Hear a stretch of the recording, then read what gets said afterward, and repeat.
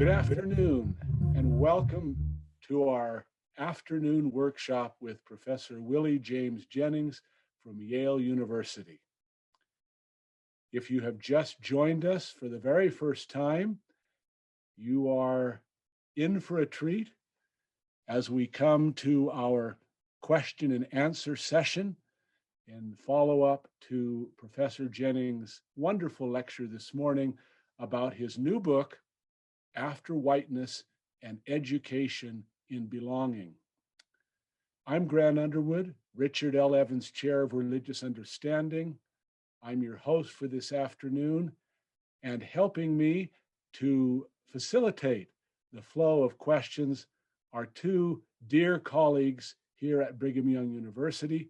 I'd like to bring them on and have you acknowledge Lita Giddens, who is the Manager Director of the Diversity, Collaboration and Inclusion Initiative at our large Family, Home and Social Sciences College. And also Professor Matt Wickman, who is Professor of English and the Founding Director of the BYU Humanities Center. So you will see lots from Lita and Matt as they direct traffic, and we especially look forward to your questions. Someone last time commented, I didn't personally raise a question or have anything to input, and why? And I want to say that's easy to answer. I love to hear your questions. We're putting this on for you. I have plenty of opportunity to visit with Professor Jennings and ask my own questions. I'm throwing the party for you. It's your party to enjoy. And with that, I turn it over to our friend Lita Giddens. Thank you, Dr. Jennings.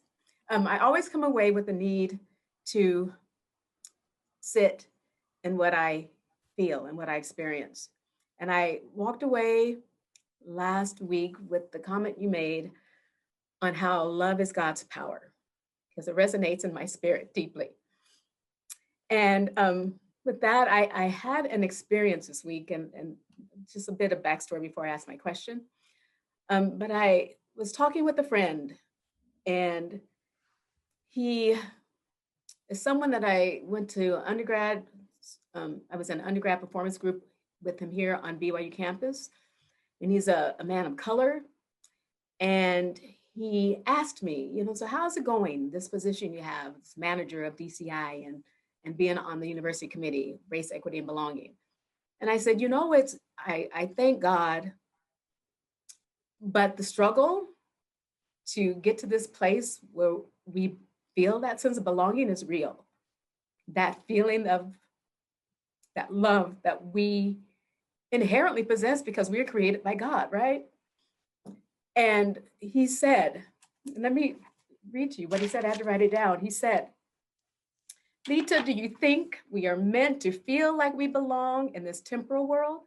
Doesn't the yearning of our spirits to return to God get in the way of overcoming the sense of being alone and truly belonging?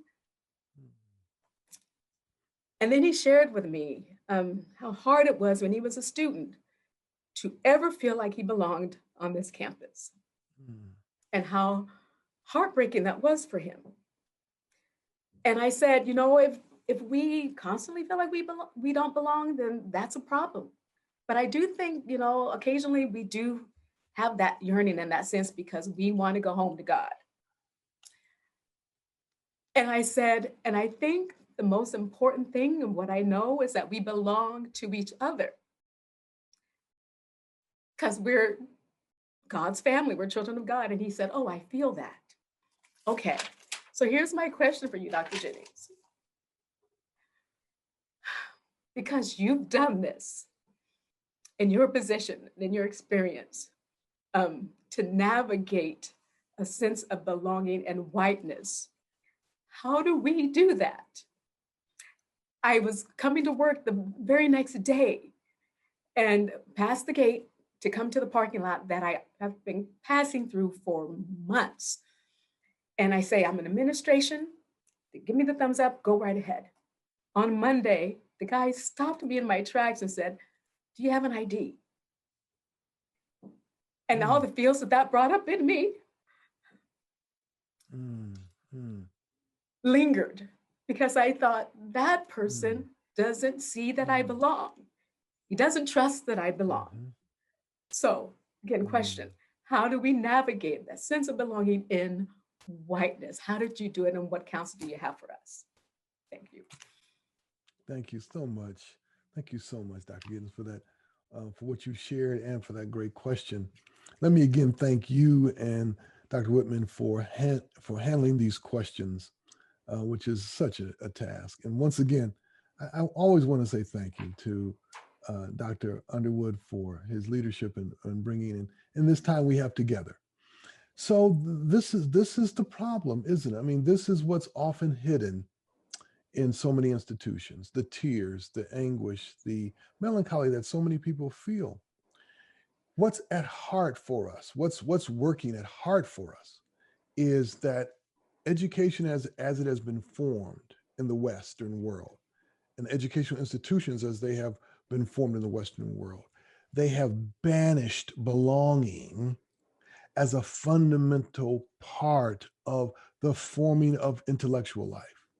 That we have created a structure of formation in the intellectual life that doesn't need belonging and doesn't see cultivating the ability to cultivate belonging as centered inside the endeavor to educate. So what's missing is precisely what has been shunned. And so what does that mean? It means that we have to have an intentional effort in the formation of our educational programs, in the formation of our curricula, in the formation of the school environment, in the what I call the academic ecology of a school. There has to be an intentionality to bring belonging back into the very center of the endeavor. But the challenge with that is, as I shared in the lecture, if one has been given a different image that one still aspires to, then the idea of bringing belonging in as a central, crucial element of formation is going to be resisted. And so what that means is, for all those who, as I said in the lecture, are the furthest from the aspiration of white, male, self-sufficient intellectual form, which is more than just intellectual form, are going to always be seen at the margins of this endeavor, this aspiration. And so there is that sadness. So what the first step, I think, for so many places, so many institutions, is to hear the story you just told.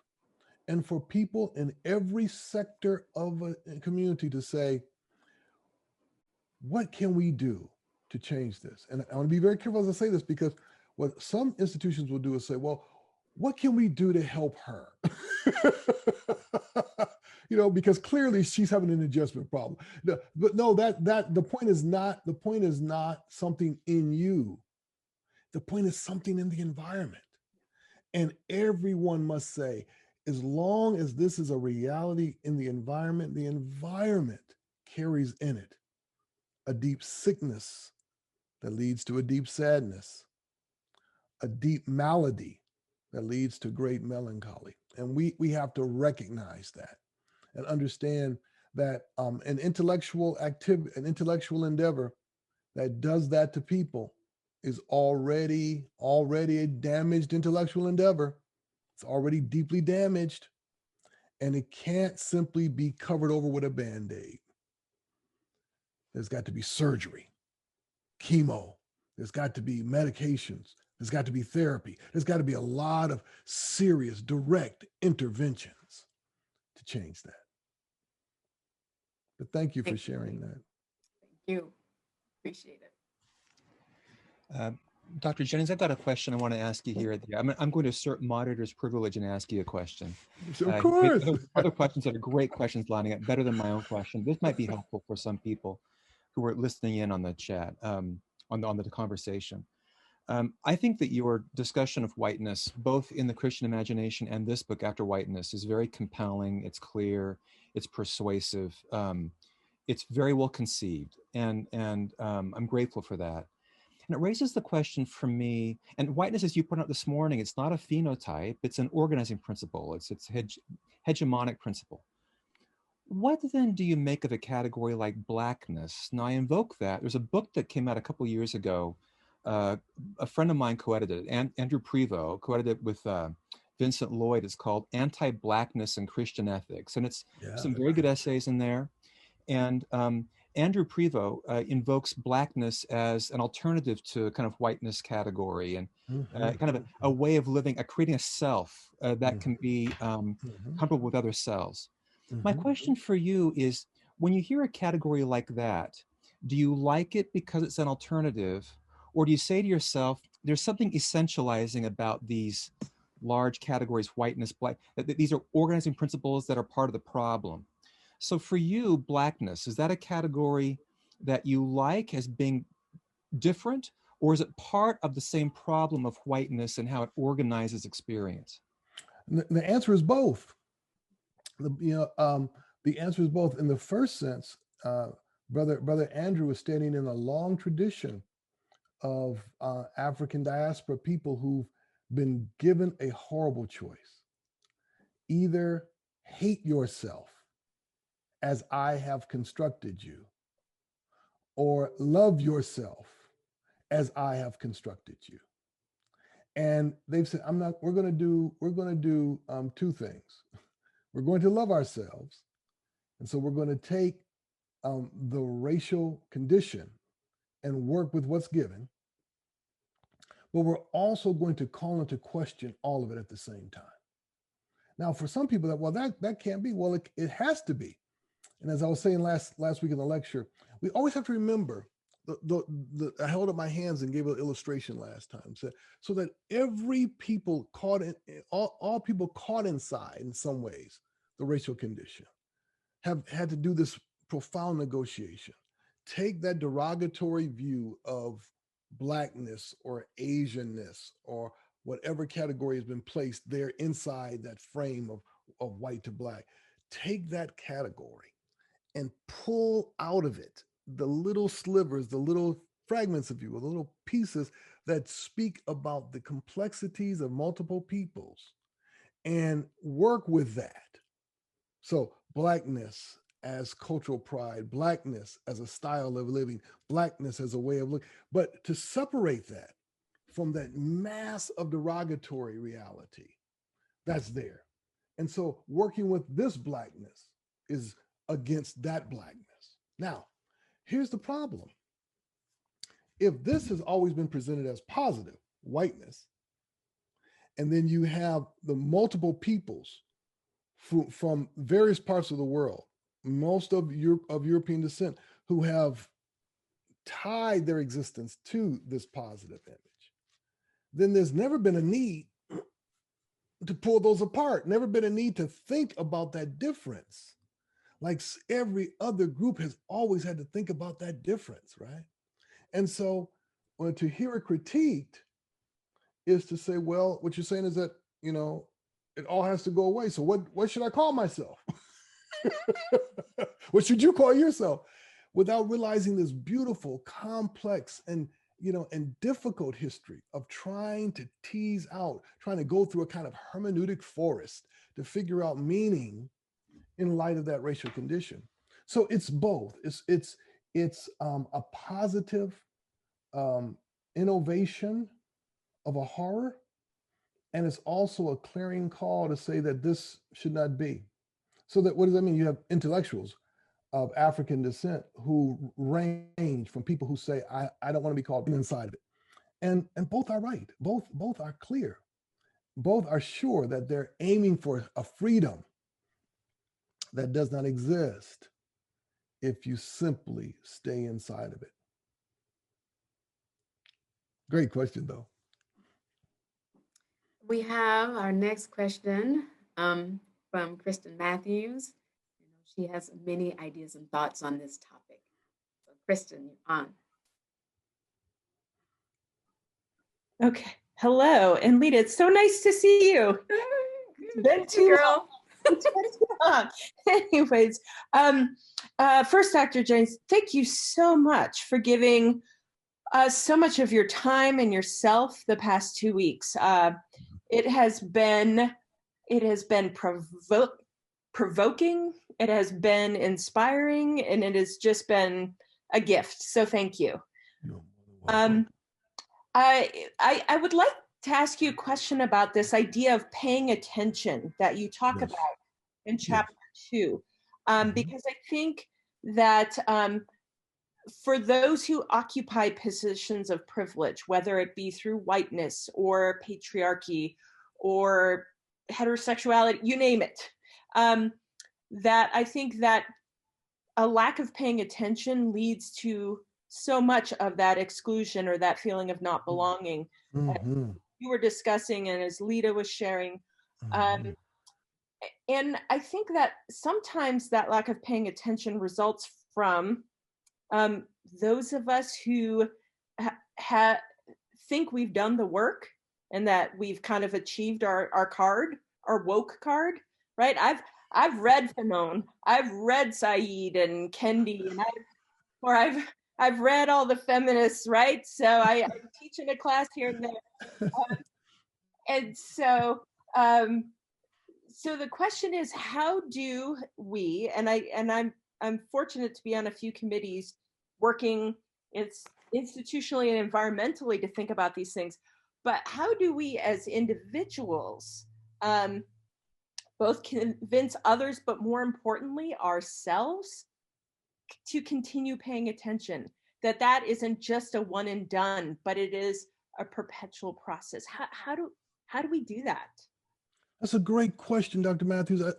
I think the challenge, especially when you think about a relationship to paying attention, is to understand what it means to be a learner.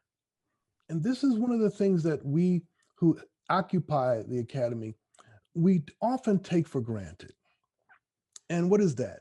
To capture that sense of wonder, that sense of openness, that I'm not just simply trying to tick a box.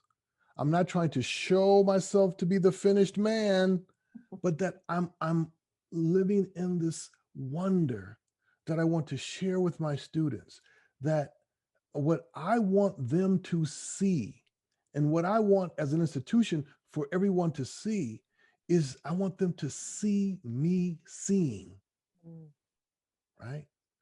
I don't want them to see that I saw. Yes, I saw. I want them to see me seeing, ongoing seeing.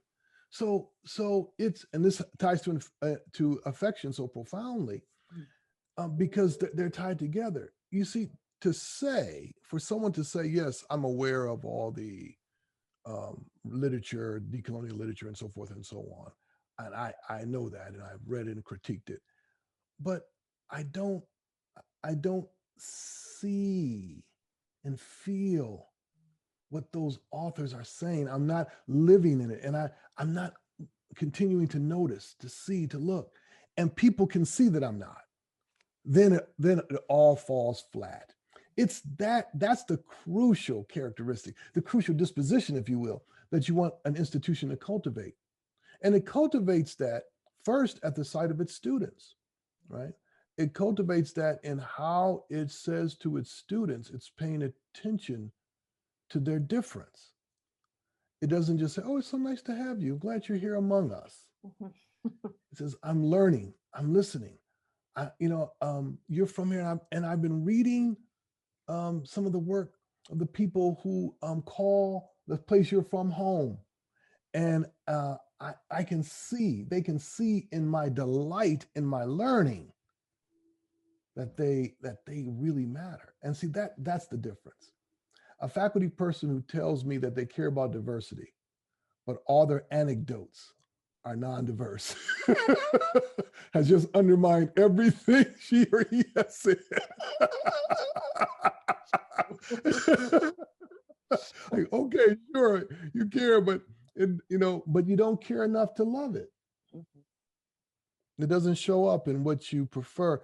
what you show what you prefer when you're alone and by yourself. When you're there with a good book and you're curling up with a good book.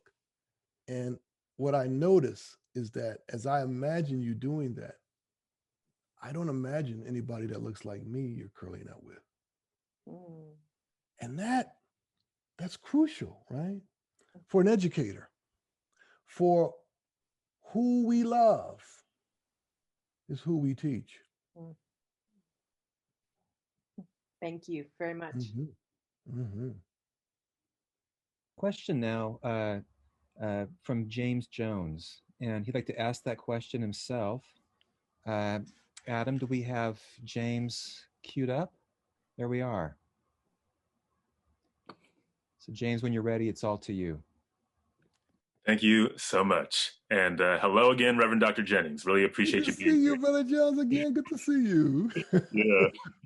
So first of all, as I was reading through your book, I had to put it down for a few moments when I got to Maria's story in the first chapter, because this is my biggest fear, is going to a divinity school with the intent to improve my theological education for the purpose of strengthening my people with the good news, only to discover that because I don't meet certain standards of respectability, that I may not be able to accomplish my research interests or perhaps any of my goals in the very environment designed for such a thing.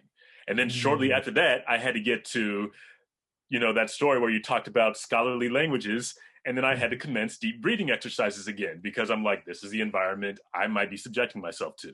So I'm asking this question as a prospective divinity school student, as somebody who wants to pursue the ends of theology for the sake of strengthening my people. I have to ask, even though you've alluded to some answers in your lecture and talk about the institutional changes necessary in your book, as plainly as you're allowed to talk in this space, and I realize the irony of that caveat as I talk about respectability, I want to know what case you make for a theological education in these spaces for people of color and other minorities who seek to, as you say in your book, join the fragments of their faith and their culture in new and life-giving ways in spaces that may not be conditioned to facilitate it. That's a great question, my dear brother. That's a great question. And so there's two parts to my answer. One is the hope and the plea to educators, not only in theological education, but across the spectrum, to see the fragments. If I can get educators to see these fragments, we're halfway there. So there's the plea that's going on. And my hope is that more people will start to see it, and to see it as freeing. It frees people to understand that they don't have to be masters of knowledge. They play with the fragments. So that's the first part. But the second part is, thankfully, I can truly say, and I've been to many institutions across the country and in Canada, that there are many schools where there are a growing number. They are not the majority by any stretch of the imagination, but there's a growing number of faculty and staff, graduate students, and institutions that have doctoral programs who are all working very hard to see the fragments and to gather the fragments. The work ahead for everybody is to see this unique moment. It is unique. The fragmentation that colonialism created, swirling around us, and so many students coming, trying to pull this piece and that piece, this way of life, this way of thinking, this way of being, these stories, and then to take all the fragments of that they're being exposed to in their education. Let's take theological education for a moment. Take those fragments and then to slowly start to weave them together. Wow, what a moment. It can't be done by one person. It can't be done by two people. You need a community. But what you have to have first to take this risk, right? Because I might know a lot about the New Testament, but I don't know much about thinking about these Caribbean realities that you're talking to me about. I don't know anything about that. And I'm going to look foolish if I try to work with that. I don't know what to do. But that's what the students are calling for. That's what we need. We need somebody to risk. Now, what does that mean? It means that we have to have teachers who give themselves as learners. Tell me more about this Caribbean reality you're talking about. I'm learning now. Yeah, this is really helpful. it reminds me of what I'm trying to do here with thinking about Paul. You know, that's what's necessary. And if it's the effort that teaches, it's the effort that teaches. So what I say to you is keep doing your heavy breathing, your deep breathing. But step forward in courage. And it is a risk. All education is a risk. But real education means it's a risk that never ends. Never ends. So carry on, my brother. Carry on. Thank you, James. Thank you, Dr. Jennings. Let's take that risk and keep learning. I love that. Our next question is from one of our professors in the Africana Studies program, and I've known her for years, and her name is Professor Leslie Hadfield. And Leslie, would I like to ask you this particular question? Ready, Leslie? Yes. Okay. Sorry, it took a little bit to get in here. Thank you so much for coming again, and like others have said, to give us so much of your time and your work. We really appreciate it. I have a PhD in African history, went through African Studies centers. I coordinate the Africana Studies program here at BYU. So I've been thinking about for a long time that, you know, the history of education and African studies in the United States and how the colonial aspects of that, right? And this has been a discussion we've been talking or having more and more recently. And then a colleague of mine in public health recently shared an article about me with me about scholars imagining what global health would look like as a field if it was really global, diverse, and inclusive. And one of the points they made was that there should be the knowledge platforms where the research is, what drives the research, where the questions come from, the publications, the universities should be shaped and led by people closest to the problems and the solutions. So I would love to hear from you if there are some examples, successful examples of this sort of decolonization of education that you've seen, even within a university or at other places. I would love to know if there's something in mind that you've seen that's worked well. Dr. Hadfield, thank you so much for that great question. Sadly, I can't point to shining examples of institutions who pulled it together. If they were, I would have done an entire lecture on them. But what I can point to are some things I've seen in many places where things are moving in the right direction. And one would be places that speak in a similar way to what you just said a moment ago. Ones that are starting to ask in various fields, who are we listening to? I mean, it's a basic question, but such a crucial question. Who are we listening to, and from where are we listening? And they start to answer that question by putting at the center, putting at the forefront, the lives, bodies, experiences, and voices of women, especially women of color.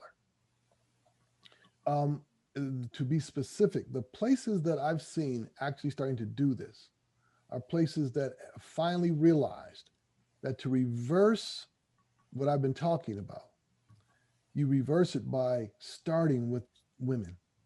You start with honoring the voices of women.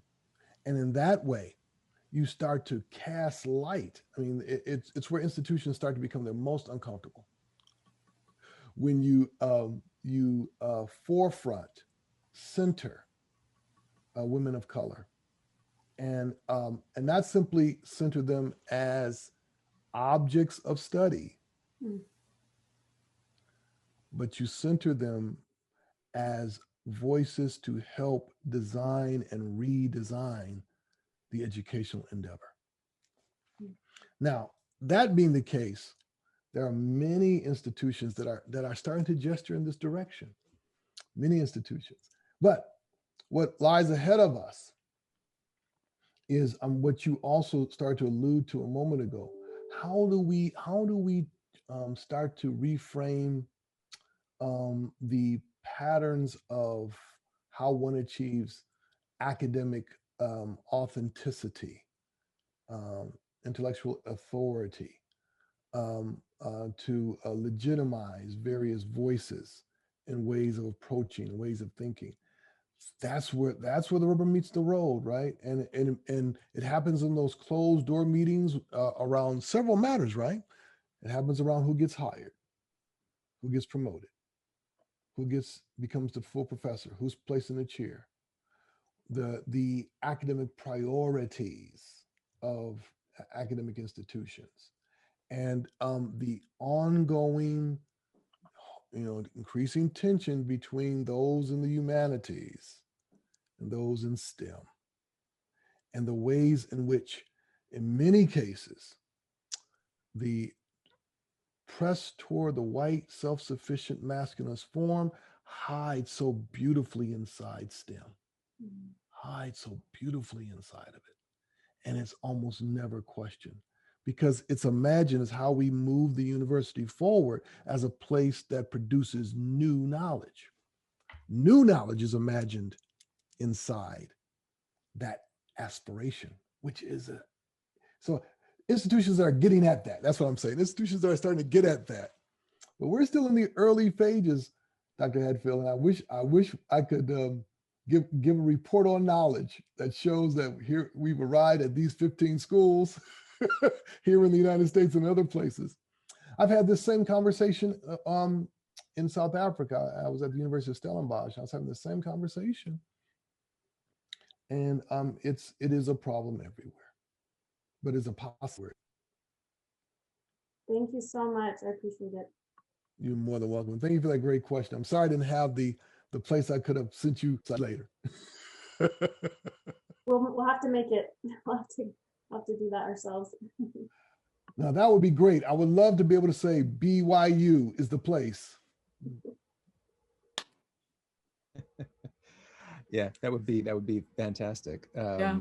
A lot closer when we're done with these 2 weeks with you than we were before. Professor Jennings, thank you very much. And by the way, as a director of a humanities center, your words on STEM are music to my ears. So thank you very much. We have a question here from George Hanley, who you heard from last week. And George works in our faculty center. So is George queued up and ready to ask? Yes. Hello again. Hello, George. Good to see you again. Thank you so much for another incredible week of, I feel like I've been in conversation with you for 2 weeks, be reading your books and then hearing from you. It's been a real delight. And I just wanted to briefly give a shout out to a wonderful book for today's reading. I thought it was really terrific. I especially liked the section on fragments and how you articulated it again this morning. I think that was incredibly fruitful for us. My question is really about the institutional effort, because I'm actually part of it. I'm an associate director of the faculty center here at BYU, and I work on diversity and inclusion efforts. We've been interviewing faculty of color and women faculty for a number of years, and gathering reports and sort of figuring out in very practical ways what we can do to improve the environment of this campus, the diversity of this campus for our faculty. There's similar efforts for students, of course, but our focus has been on faculty. And it's been just challenging and exhilarating, but it's also met with some resistance and some opposition. Some of it is particularly focused on critical race theory as sort of an objective that some faculty feel very opposed to, because they see it as something that is more divisive than helpful, and too much talk or talk in the wrong way about race ends up creating factions when it really shouldn't. And I don't want to speak for them. I've had extensive conversations with them, and I'm invested in communion, and I want everyone to be a part of this effort. But it's challenging to know how to respond to criticisms like that to their satisfaction, especially at a religious university where some of the objections are religiously grounded, right? It's to say that some of these discourses about race are too secular, they're too informed by radical, Marxism or whatever else, and that they're not really safe in terms of being well grounded in the gospel. And what's interesting is in those dialogues that I've had, we've come around to at least agree that we all want a Christ-centered approach to this problem. But of course, even that is an issue of some dispute, right? What that looks like and how it works. And your books have been very, very interesting in that regard. So I guess, sorry, it's a lot of background, but my question is really, how do we achieve communion across really serious political, ideological differences, especially around questions of race and inclusion? We want to be inclusive, and maybe there's a certain direction the institution wants to go, and not everyone wants to go in that direction. I'm just curious what your reactions or experiences have been with critics of critical race theory and sort of pushback about this moment of racial concern in our country. Yeah, and I appreciate that question, Dr. Hanley. One of the great problems we're facing, especially now, is that these ideas, these categories of inquiry that have been offered by so many people of color, are easily demonized because they're so foreign to what so many people do every day in the academy in terms of those who are not involved in these questions. And so I think one of the challenges is to remind everyone what story they're inside of. And I talked a bit about this at the last lecture. And we're inside two stories. And I think most people who are at least open to a conversation can see the two stories that we're inside of. The first story is the story of the story of the gospel, but it is as Gentiles entering the story of another. And this is so important for people to understand, that transition from outside to inside, that being at the margins to coming in, means that our posture is going to be fundamentally different than almost anyone else inside of our faith. That is, we live with the humility of those who enter into other stories, enter into others' ways of life, enter into others' suffering, enter into others' plights. This is a crucial part of our story, and it's a crucial fundamental fabric of our intellectual life. And so that entering in is so important to remind our colleagues of that, this is who we are. But the other story that we are inside of is we're inside the long history of the colonial wound. And whether you want to think about that from critical race theory or from any other methodology or from any discipline, there is that reality of that colonial wound. And so the challenge is to help people see that they're inside these two stories. The one obviously envelops the other one. The story of our faith is the grounding story, but this other story is present too. And so that what we're inviting them into is a time of reflection. Now, let me be clear. I have a class I teach on race, and I always tell folks that there are two ancient heresies that people who talk about race tend to fall into. Docetism and adoptionism. And the docetic heresy is the heresy that originally is the belief that Jesus did not come fully into the reality of the human, that he appeared. Docetic heresy, and when it comes to race, means that people don't want to think down to the specifics. They don't want to see diversity all the way down to the specifics and see that as a necessary way of understanding our humanity, that we are different, and that difference must be seen, understood, embraced, celebrated, and entered into. So it's really important, I think, to get folks to understand in a fundamental way the theological story and the theological stakes in dealing with these matters. It is the case politically in this country that the ideology that has become so powerful from the East Coast to the West Coast, from the North to the South, is one that tells a lot of people that anyone who even talks about race is already being divisive. And that ideology, that belief that even talking about it creates division, is precisely a sign of this docetic heresy, that we can't talk about the specifics of this history without already being divisive. And so better to just pretend it doesn't exist, or pretend that it's really not that important, that there's something else more important than that, being American, or being some nebulous vision of what it means to be Christian.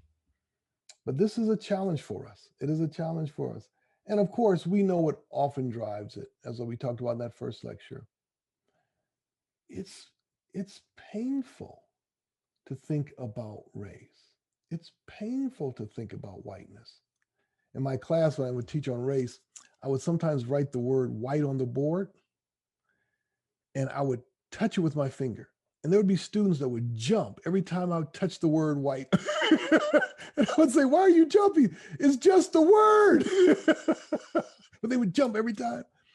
And I said to them, the reason is because, as we talked about earlier, if your vision of life has tied who you actually are, your existential reality, if you will, to whiteness, then anything that remotely sounds like it's going to critique or speak against or challenge or even state the word whiteness is already seen on the verge of hate speech. It's already seen as divisive. It's already seen as moving us away from community.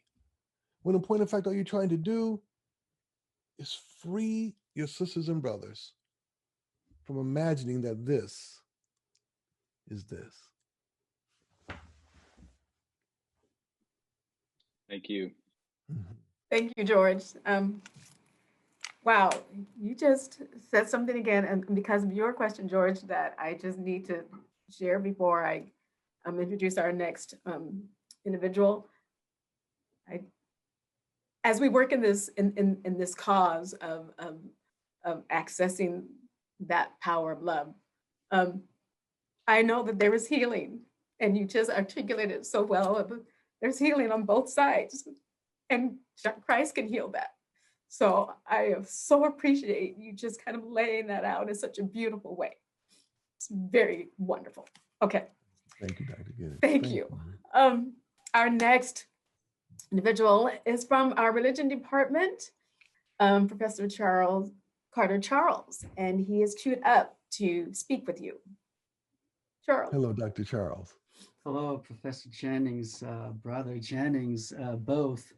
I am grateful. I feel blessed for the opportunity in the past 2 weeks. To listen to you, to read your work.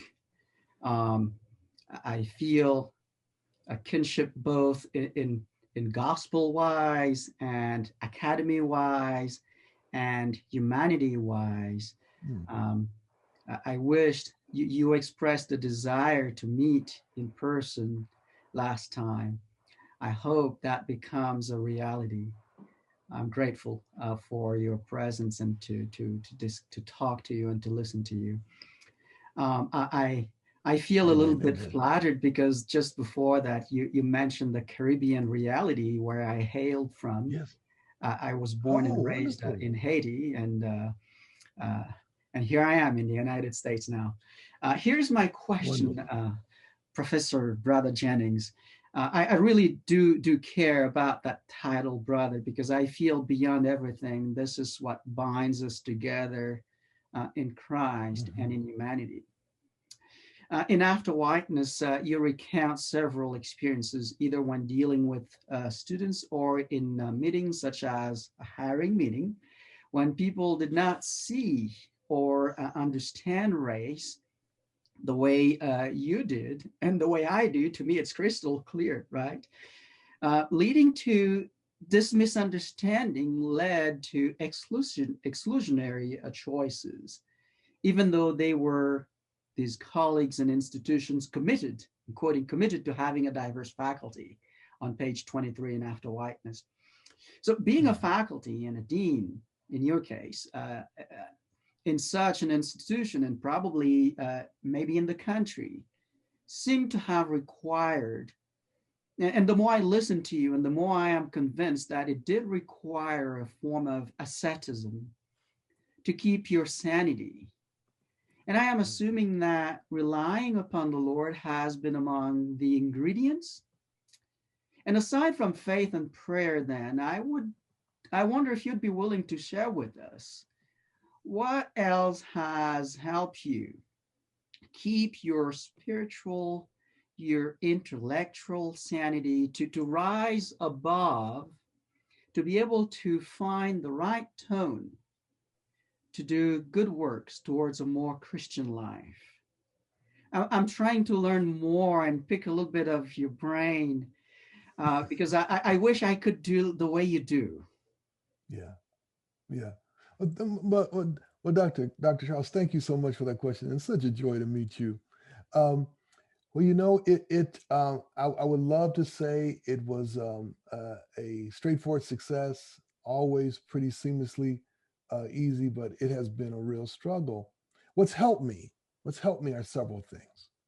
One, colleagues, and those who have wanted from the beginning to build community and build life toward each other. That's been crucial. That's been crucial. And a place and to express my frustration. You know, I take very seriously, you know, the lives of the prophets in the Old Testament who, you know, wailed at God, who many of the things that they probably said to God didn't make it to the page, but we know, you know, their full fury, their full frustration with the people of God, even though they were a part of them. And so trying to be honest with myself about the anger. You know, I have that a running comment throughout the book, which talks about, I felt the old anger rising up in me. And I always said the thing that was most crucial, Dr. Charles, and that was this. What kept that anger from ever touching hatred was not the cunning of reason, not my own will, but Jesus himself standing there saying to me, I will not let you pass to that. Stop. Stay in the anger, but don't touch that, because that will only poison you. So I'm thankful to Jesus that he kept me from allowing the anger to touch hatred, but he never took the anger from me.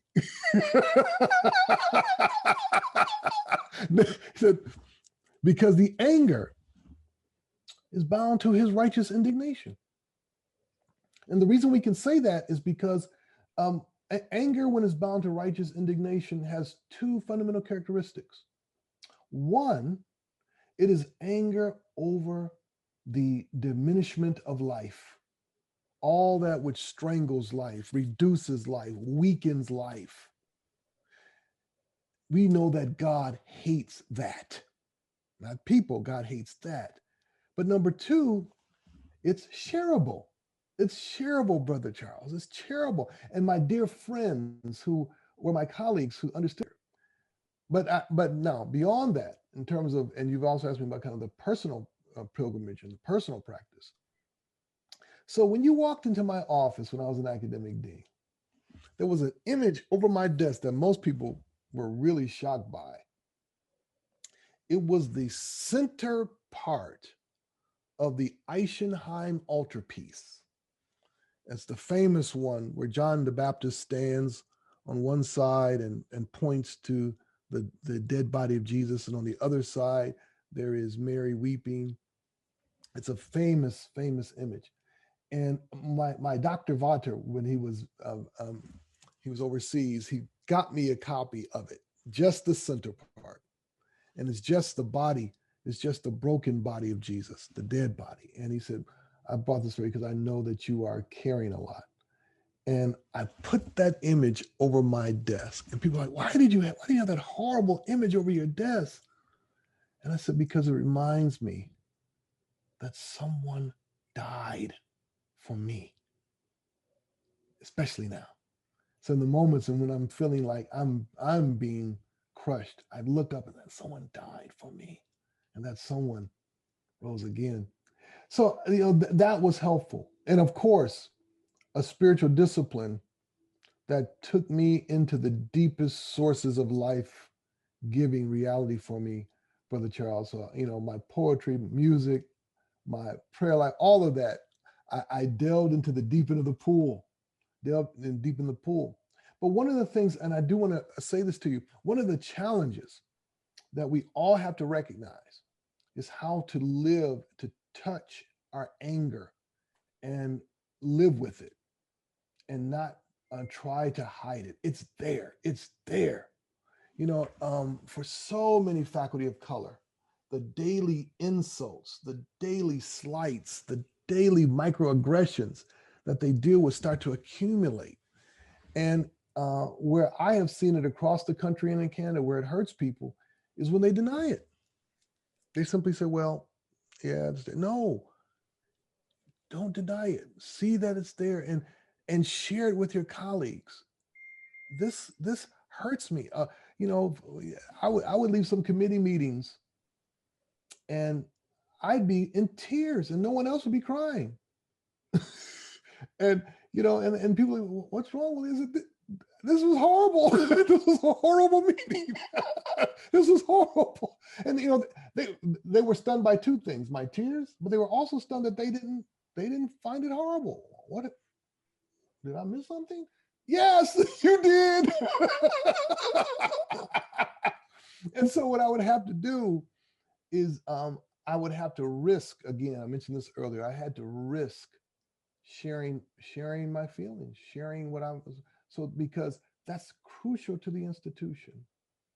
It's crucial to your own life that you do that.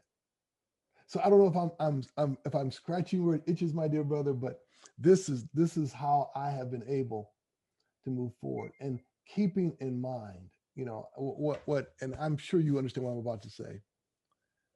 My parents picked cotton in the South. Mom and dad bent over together in the field, carrying these long sacks. And if you ever pick cotton, there's thorns with those cotton balls. And my mother and dad had thick hands, and they picked cotton in the South, and they came north to experience, just as much racial terror in the North. And they taught me that hope is not a sentiment. Hope is a discipline, son. And I have lived that. I have lived the discipline of hope. And I will continue to live it as long as God gives me breath, my brother. Thank you. Thank you very much. Thank you. And So blessings on you and your work here, man. Blessings. Thank you. Thank you. It's great to know that there are people like you in the world, in academia, and who are in this calling, really. Thank you very much. You're more welcome. And I feel the same about you, my dear brother. That was, I think, an especially rich answer, Dr. Jennings. Thank you so much for that. It was really beautiful. It was a great exchange. And it kind of feeds into the next question. And you've addressed this in part. And so you may say to me here to this question, I kind of just talked about that, and we can keep on going. But I was, a couple of things as a way to lead into this. I was so grateful you brought us again to those sections in your book that talk about hatred and anger. Page 109, page 112. These are these incredibly compelling sections. I'm going to read them really briefly here as a setup for this. Page 109 is a little italicized section. The wall between anger and hate broke, and I was floating in the water until I could no longer feel the ground under my feet. How do you restore a wall when you cannot feel the ground? You release the anger until the waters of hate recede and you feel the ground again. Then you rebuild that wall.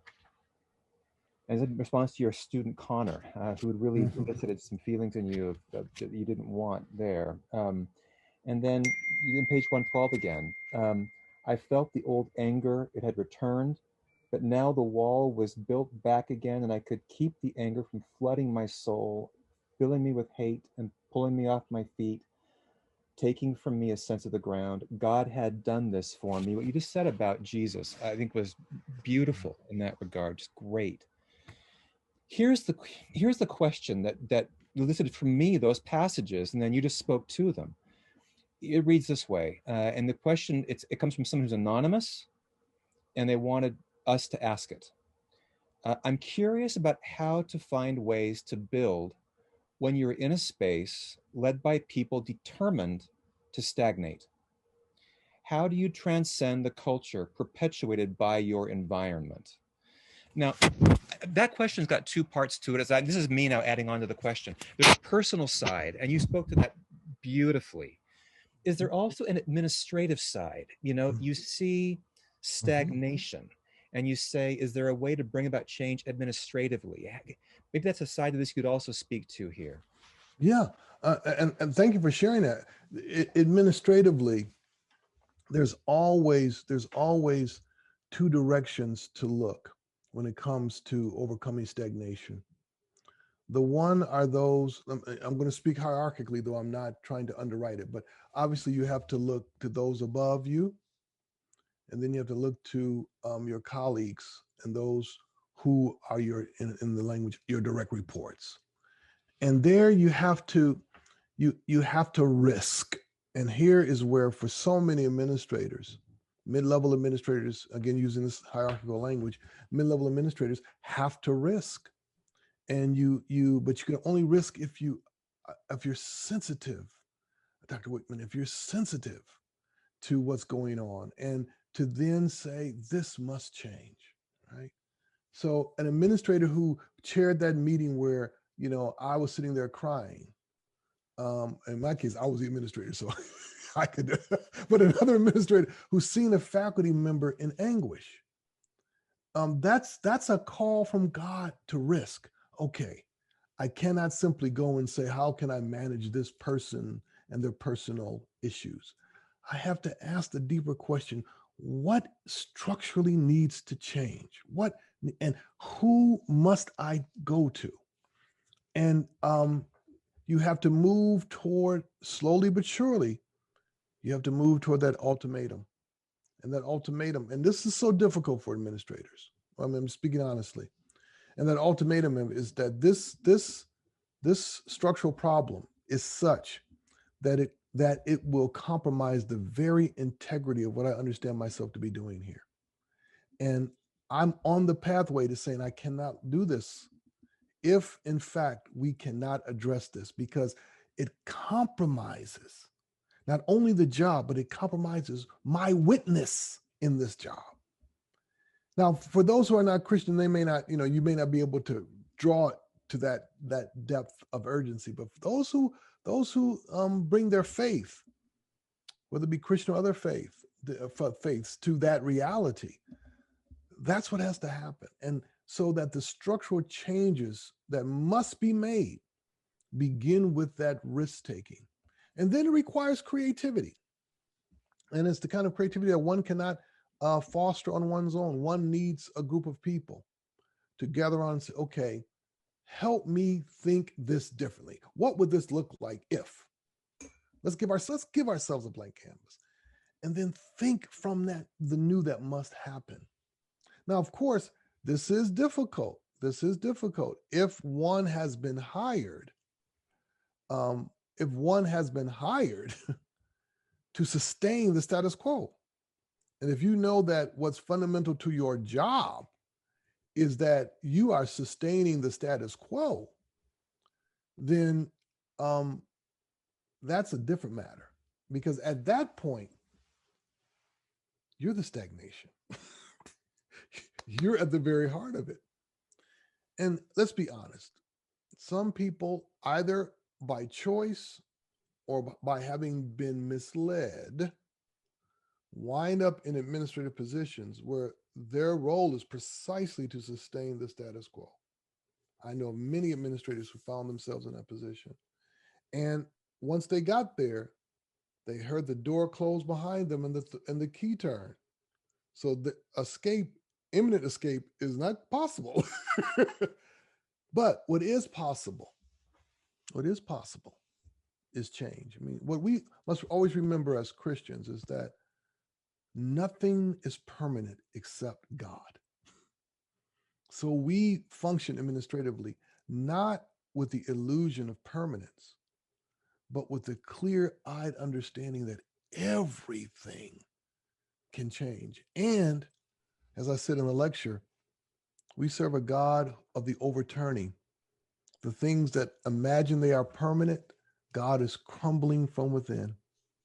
And that includes all administrative processes and all administrative structures. Crumbling and building up, but the building up is toward God's own life. So this is how we have to start to challenge that stagnation that's around us. And of course, when we talk about stagnation, we're talking about not only structure, we're talking about people who have a vested interest in keeping things exactly the same. And those interests have to be gotten at. That's great. Thank you very much. It's a great answer to that question. I hope the person who asked it felt that answer. I hope so. I felt it. I felt it. You've said, Dr. Jennings, about we got to just make sure we're taking risks. We have to take risks. And every time you say that, I have to take a breath because my deep breathing, like James Jones was saying, and I thought about that when you were answering Dr. Charles. But what you just said helped me to exhale a bit and to breathe a little easier when you said, we are called from God to take the risk.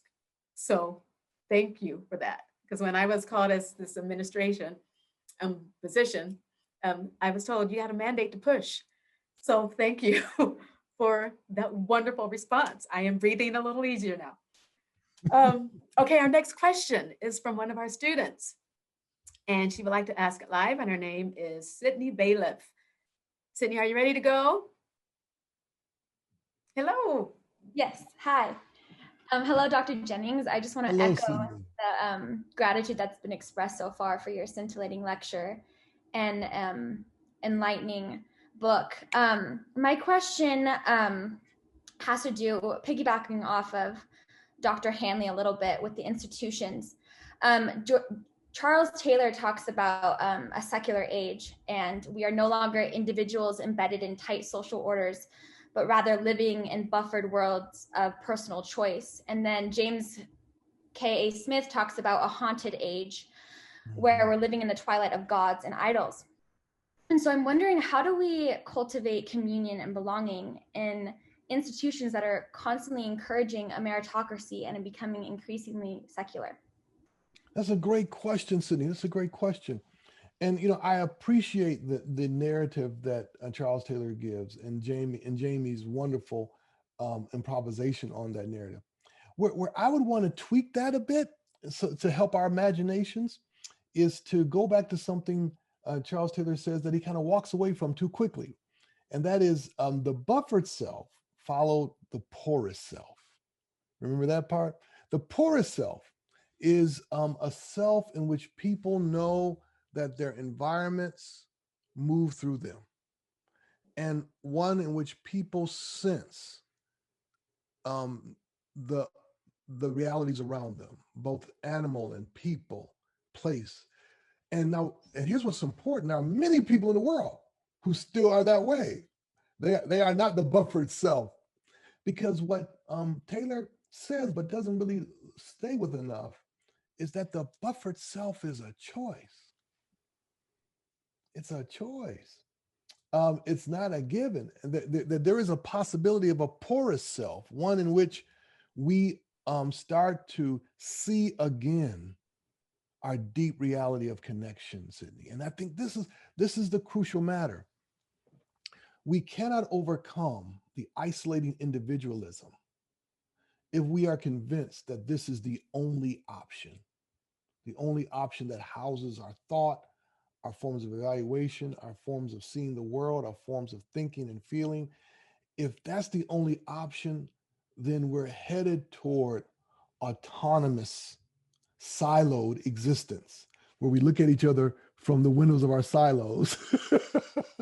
But we know that that's not workable. And in fact, so many people in this world live against that. What we don't respect enough is the struggle going on across this planet right now to destroy all those and all ways of life that still remember its porous existence, that want to force everybody into a buffered existence, right? We don't realize that's a fight going on everywhere, right? And this comes back to the history of colonialism. Part I couldn't talk about in my last lecture or this lecture is just the way the colonial agents tried to intercept human need. The merchants did this from the 15th century forward. That is, everywhere they went, they didn't want you or your people to engage in a communal discernment of your needs. They wanted merchants wanted to insert themselves there and be the ones that mediate how you see your needs and how you get your needs met. Why? Because they want to buy and sell. So merchants are always, you just have to think about today, commercials are always trying to create need and create a path to them in your minds to addressing that need. But what if we started to imagine and think and act and shape our lives as though we understand that we're connected? And what if we start to think about our needs as joined needs? What I need is what you need, and what I have and what you have, we can share, and we don't need a middleman. We can do this. Now, here's the problem. What I just said, because it's tied to belonging, it's been banished from intellectual formation. So in an odd sort of way, what Taylor diagnoses, so many scholars like Taylor himself help to inculcate in the way they go about doing their work in the academy. They deepen our sense of buffered existence. Why? Because buffered existence is imagined as existence that is freed from being controlled by the arbitrary spirits or the elements or the gods. It's freed from all that kind of arbitrary stuff, as he says in his book. But it's also freed from hearing the voices of those around me, hearing the voices of the ancestors, and for us as Christians, hearing the Holy Spirit.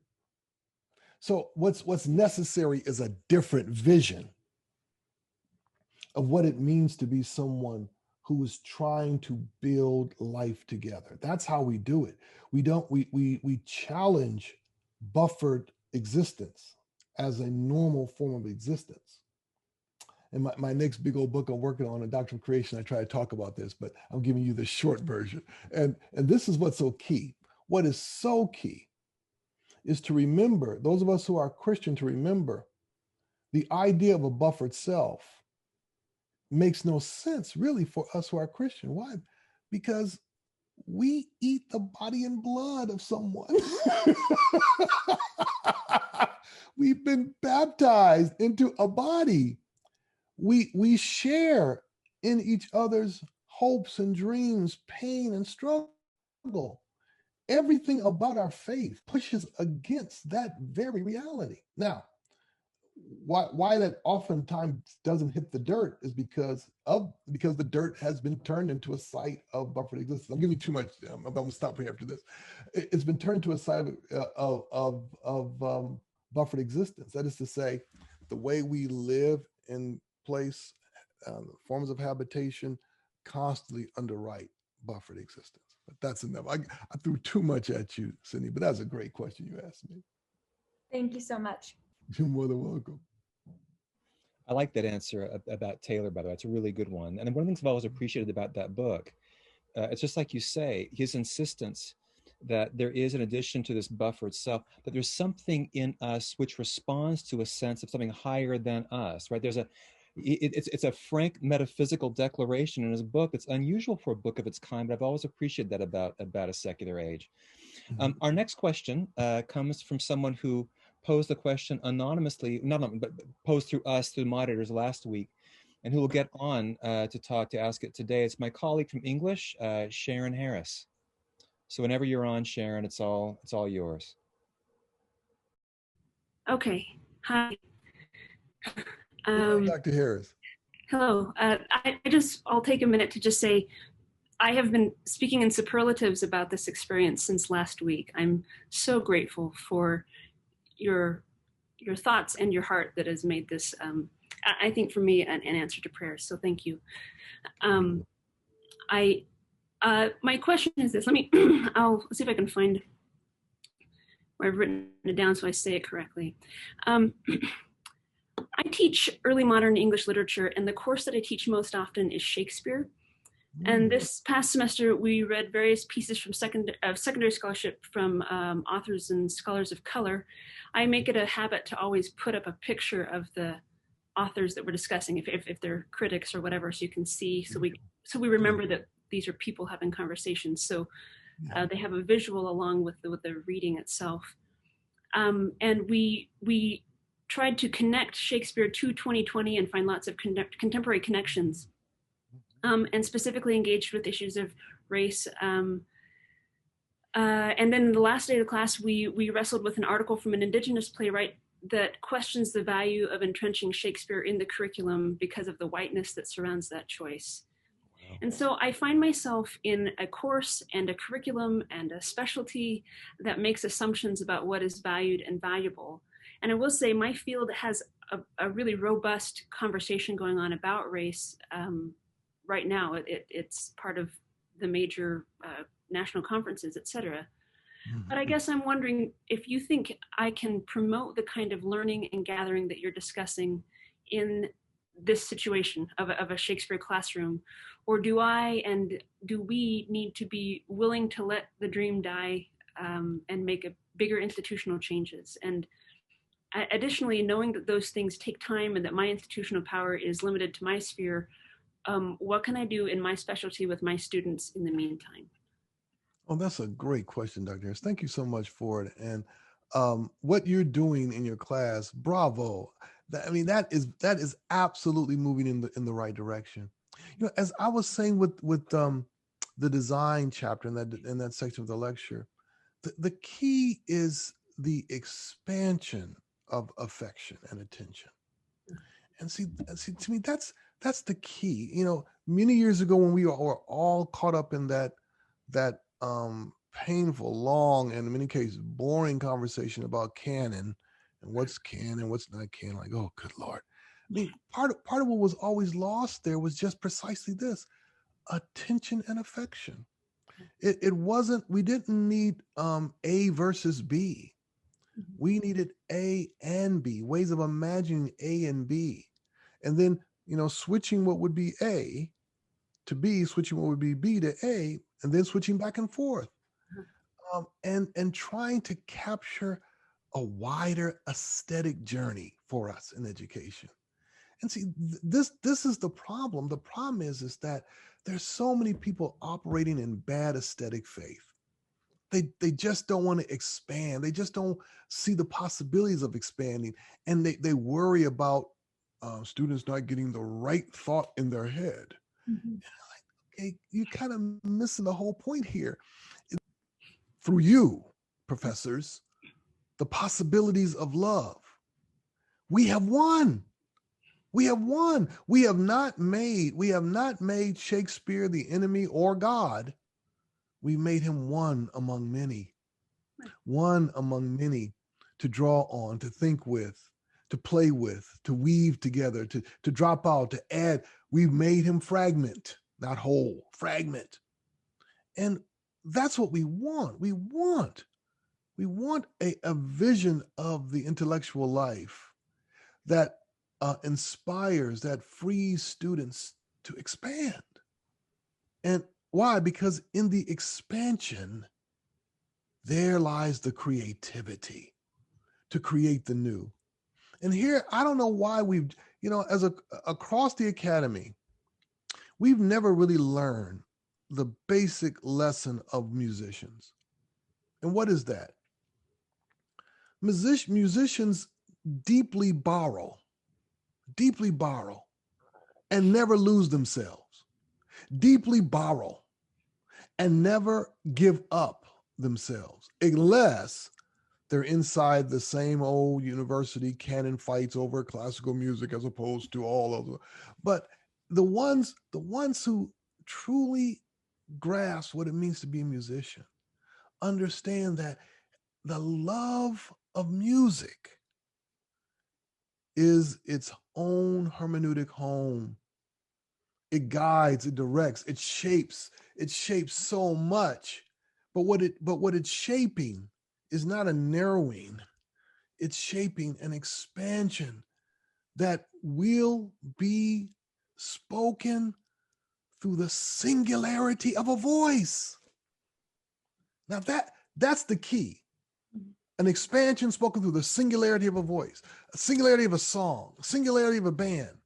You've heard it said so many times. It says, I love that new song, and I hear echoes of this, and I hear echoes of that. I hear influences from this, and part of that. And the musicians say, yeah, I listen to all of that. And as a teacher, you're like, yeah, that's kind of what I wanted. That's kind of what I wanted when I introduced it. I wanted a stream of it to flow through their life, but I can't get at a stream if I tell them that only that is the ocean. And that's the fundamental problem we're facing. And so I think what's necessary for institutions to do, and here I think there has to be some exposure. And what's the exposure? I mentioned this in the lecture. The exposure is the loves. What every faculty, what every department carries forward is its deepest loves, right? And oftentimes when there are fights, it's because we haven't exposed those deepest loves.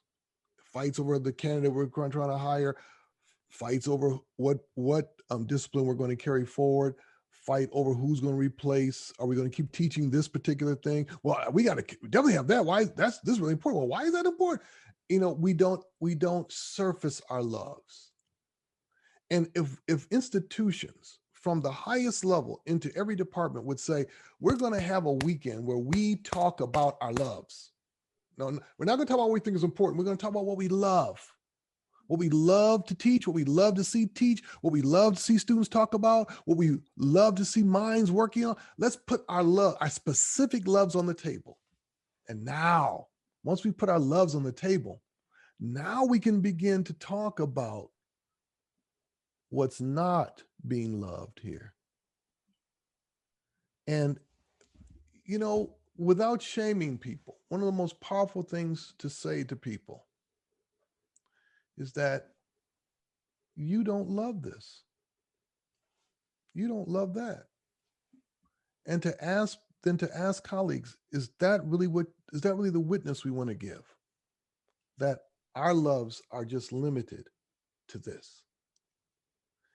And most colleagues most institutions I've been to, when you put it that way, Dr. Harris, nobody wants to be seen as inside of limited loves. Oh no, I don't want to.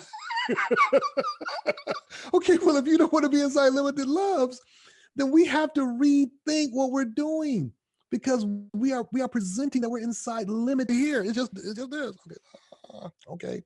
Well, that's where I would start. Thank you. That's very helpful. And it so happens that my first field is music, so that's perfect. So you got it. And in fact, it's interesting. I'm so glad you said that, because I'm sure that's probably why the way you set up your class is the way you set it up, because that you are thinking like a musician would think, which is really great.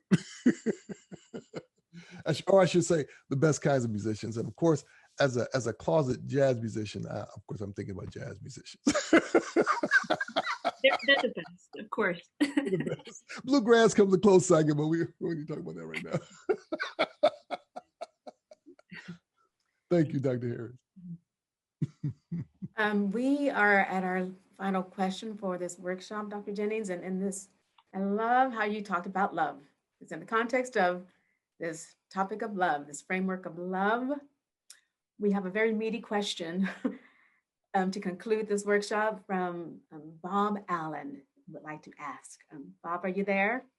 Okay, so I appreciate the opportunity to be included in this.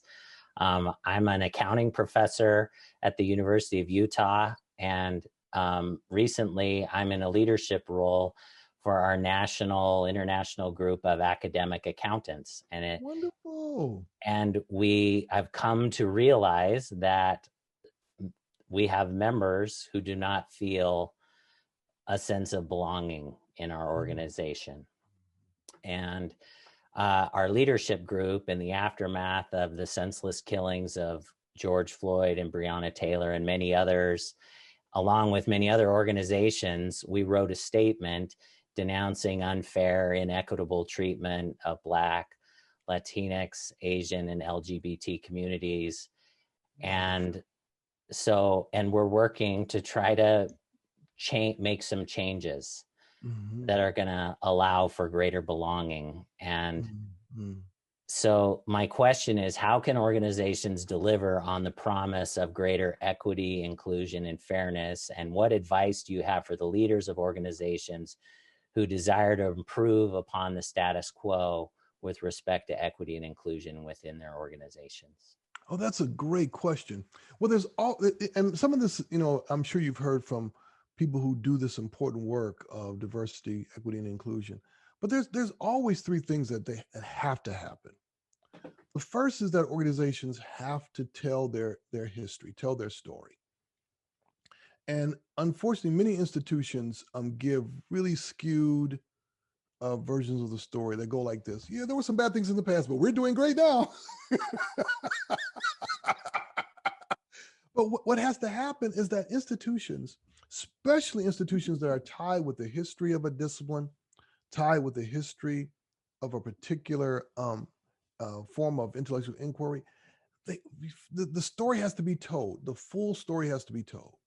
The story of exclusion, the story of, in many ways, I always am looking for whether there's any sense of that aspiration to a self-sufficient white masculinity, but also the story of place, where the organization began, where does it exist, how is it housed? I mean, a full story needs to be a full accounting, if you will. In some ways, it's an accounting that's preparing for the next thing, which is intellectual and material reparations, Dr. Allen. Intellectual and material reparations. And reparations is an important word. It's a very important word because, let me be clear, reparations as it's misunderstood is simply giving to people of color, especially people of African descent and indigenous peoples, give them back or give them the equivalent in resources of what was taken. Now, that's an element of reparations. But the larger reality of intellectual and material reparations is this, Dr. Allen, is that we attend to the structures of disadvantage and advantage that are a part of this organization, this institution, or the country. That is the setup to favor some and put others in difficulty. Structures were set up to make it easier for others to move forward and harder for some. And in most cases, that divides along the color line. And so reparations means is to identify those structures and to show one is addressing those structures by breaking them, then reversing that pattern so that the future does not show the continuation of those very structures. Who moves into our discipline, who gets rewarded in our discipline, who rises to leadership in our discipline, oh, it just happens. No, it doesn't just happen. There are profound structures, and reparations means that you identify and address those structures. Now, that's tied to the first thing I talked about in terms of the history, so that you see that. So that's the second thing. The work of reparations, intellectual material reparations. How do we change it? And then the third thing has to do, and this is what so many people put on the table. It's a deeper understanding of diversity. This is what's crucial. This is what's so crucial. It's the holding together of those two kinds of diversities that we talk about in this regard.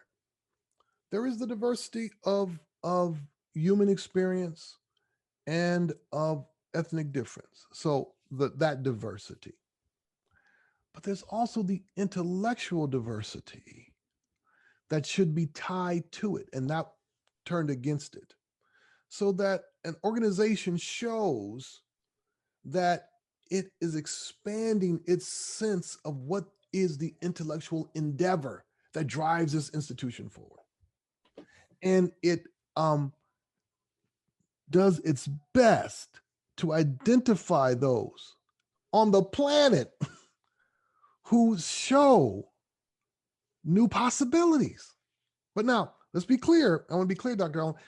Number 3 has to be tied to number 2, which has to be tied to number 1. If they're not tied together, then number 2, being unaddressed, will defeat number 3.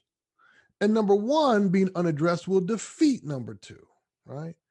So those are the 3 things that absolutely have to happen if an organization is going to be positioned so that the words it writes about the problems of racial violence, the problems of violence against Black bodies, actually works itself into what the organization should be about. Thank you. You're more than welcome. And thank you for asking that question. I am so glad to hear that. Brand, you're on. Thank you, Dr. Jennings. You're more than welcome. What a wonderful, rich workshop. Thank you so much, dear friend. And thank you to all of you who've asked questions, probing, interesting, insightful questions that have elicited such wisdom and insight from our friend, Professor Jennings.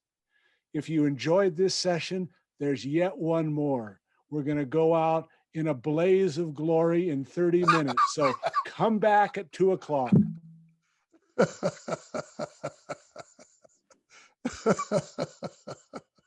That's great.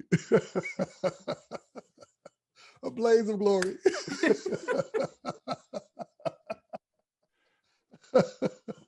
Let's do it. The old kick around.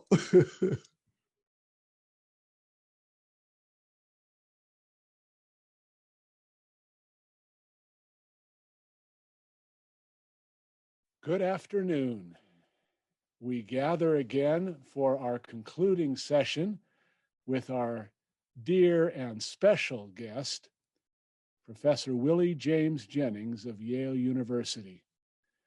Many of you who are listening have been with us for most of these events beginning last Friday. For those that are new, we had a wonderful experience last Friday exploring the Christian imagination, theology, and the origins of race through a wonderful general lecture and 2 very stimulating workshops.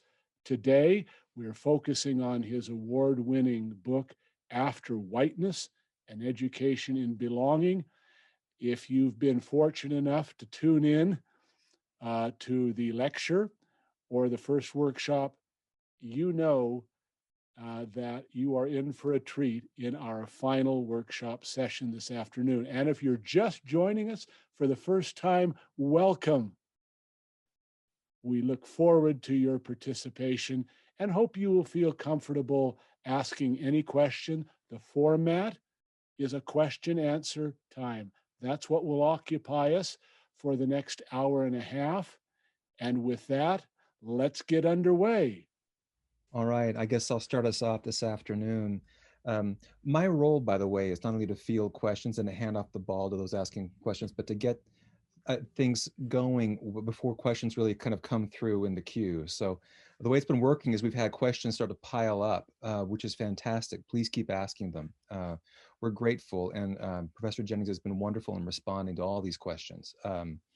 So there's a question I want to ask kind of selfishly, but I'll wait on that question later. It's a personal interest of mine. But let me ask you one instead that pertains widely to universities, especially to religious universities, Christian universities. And it's about evaluation. You know, there's that great passage in John chapter 7 where Christ commands those who hear him to judge righteous judgment. It's a little bit different from don't judge lest ye be judged. It's saying judge righteous judgment.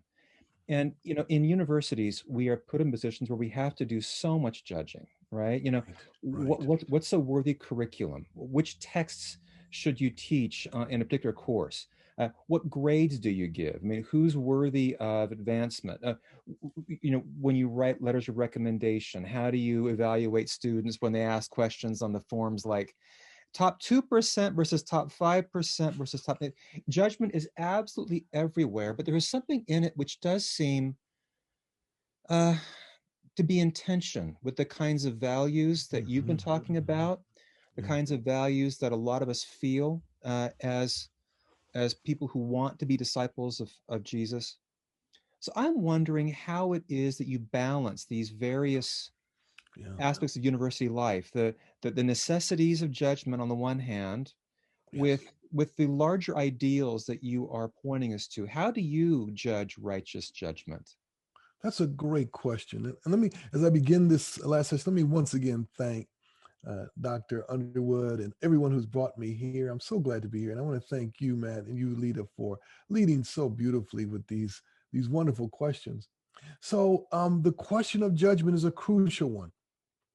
And the way I think we should approach it, we need to drop the work of judgments. And as you put it, the episodic work, the whole constellations of judgments we have to make, we should drop all of that inside the evaluative ecology that we inhabit and that we want in an institution. And we have to ask ourselves this question: what makes for a healthy ecology? What makes for a healthy ecology? Now, why is this so important? Because in the everyday realities of making judgments, sometimes what will start to drain away is that crucial question about health, the health of judgments. And we find ourselves functioning in a straining and strangled efficiency of just getting it done. And I understand, I mean, you know, in some parts of an institution, you're looking at, you know, hours and hours of work, hundreds of applications, and you don't have time. So okay, here's our rubric, here's our 5 things. Who meets this? We ain't got time for all that.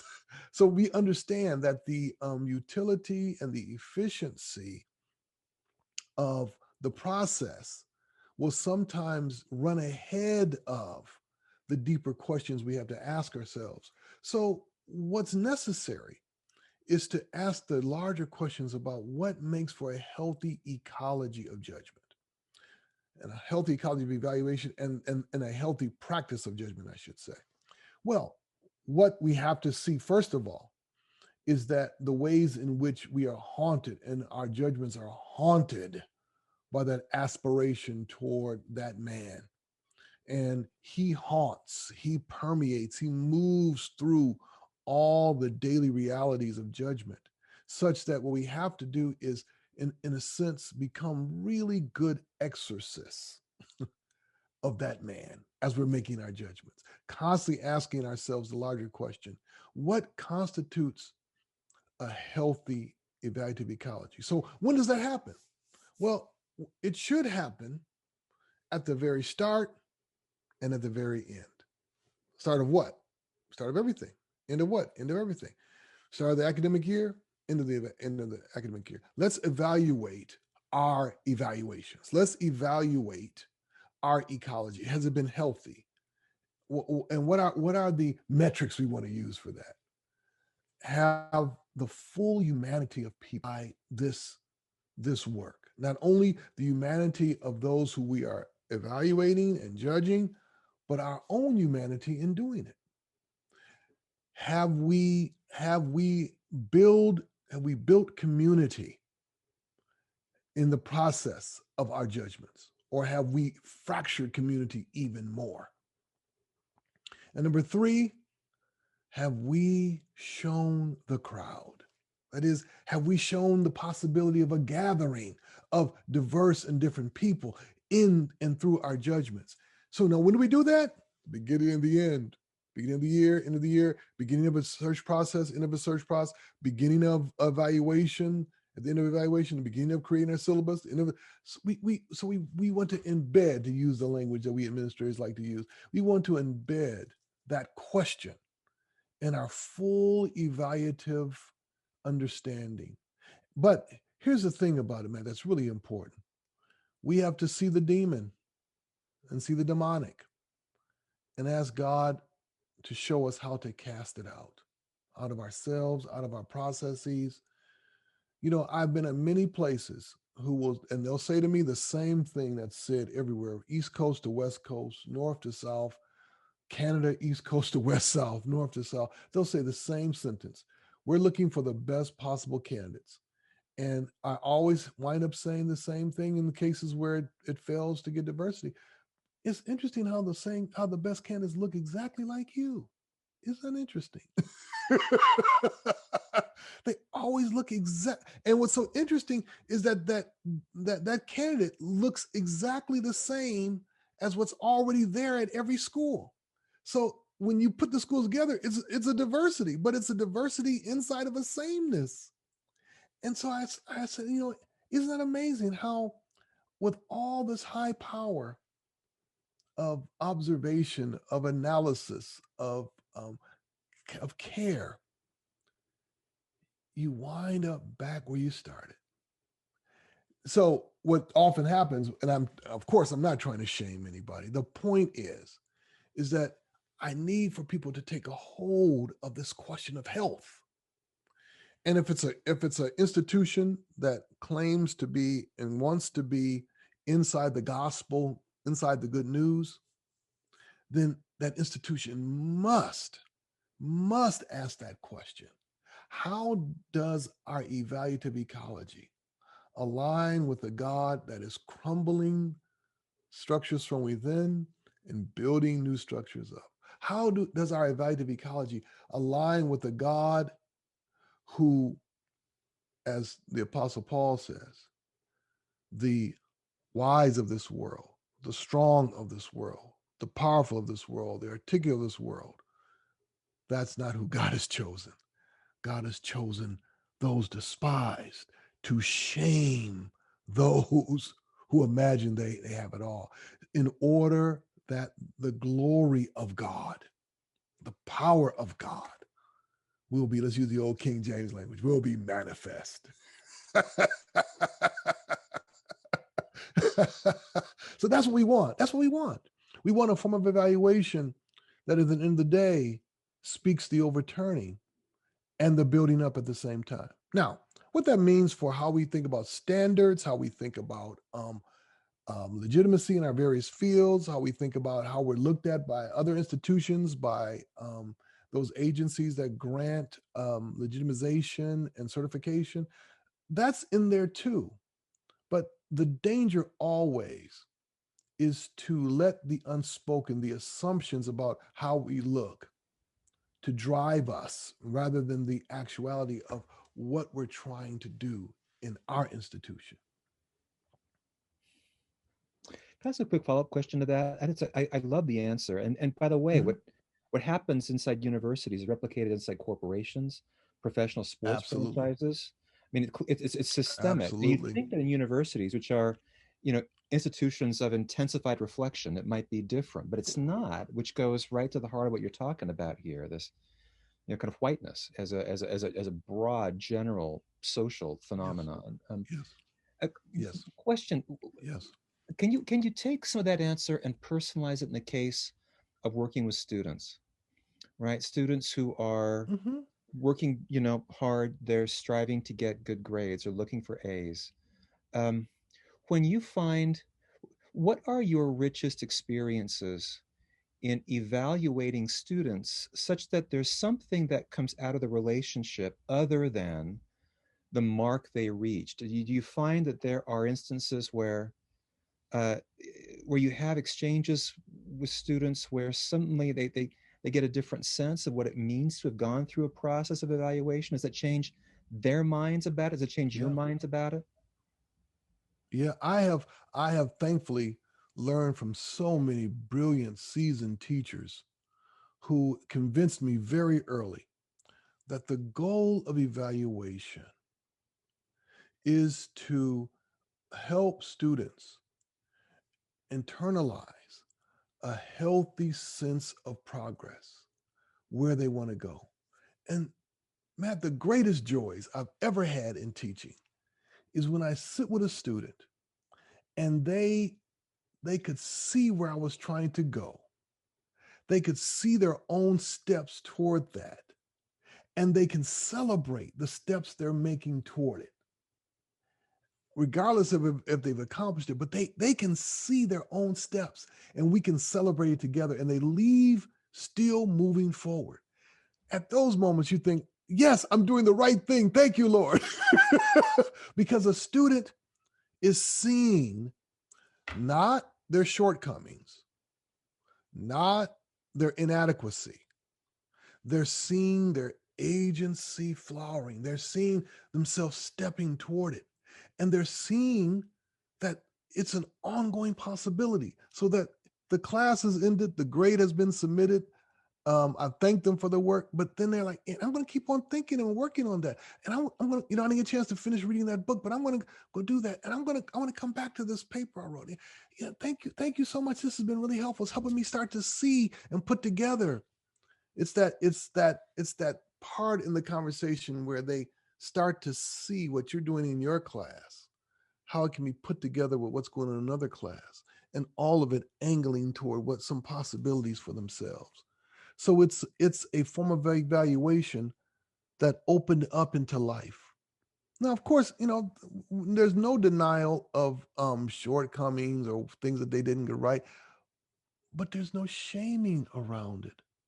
There's no tormenting sense of inadequacy around it. There's no brutality that I believe is necessary for them to take this subject seriously. No, there's none of that, because none of that actually gives life. That drives people toward death. I mean, it's a terrible thing for a student to have gotten a good grade in a class, learned a lot, but walks out still thinking how inadequate they are. Now that I know some, I'll be honest, I know some, I hate to say it, some faculty who actually like that, because there's a sense of power that comes when a student leaves thinking, I'll never know as much as the master teacher who taught me this course. But there's also something idolatrous about that, isn't it? Deeply idolatrous. We serve a God who never, ever draws us to a sense of inadequacy because we don't know as much as God.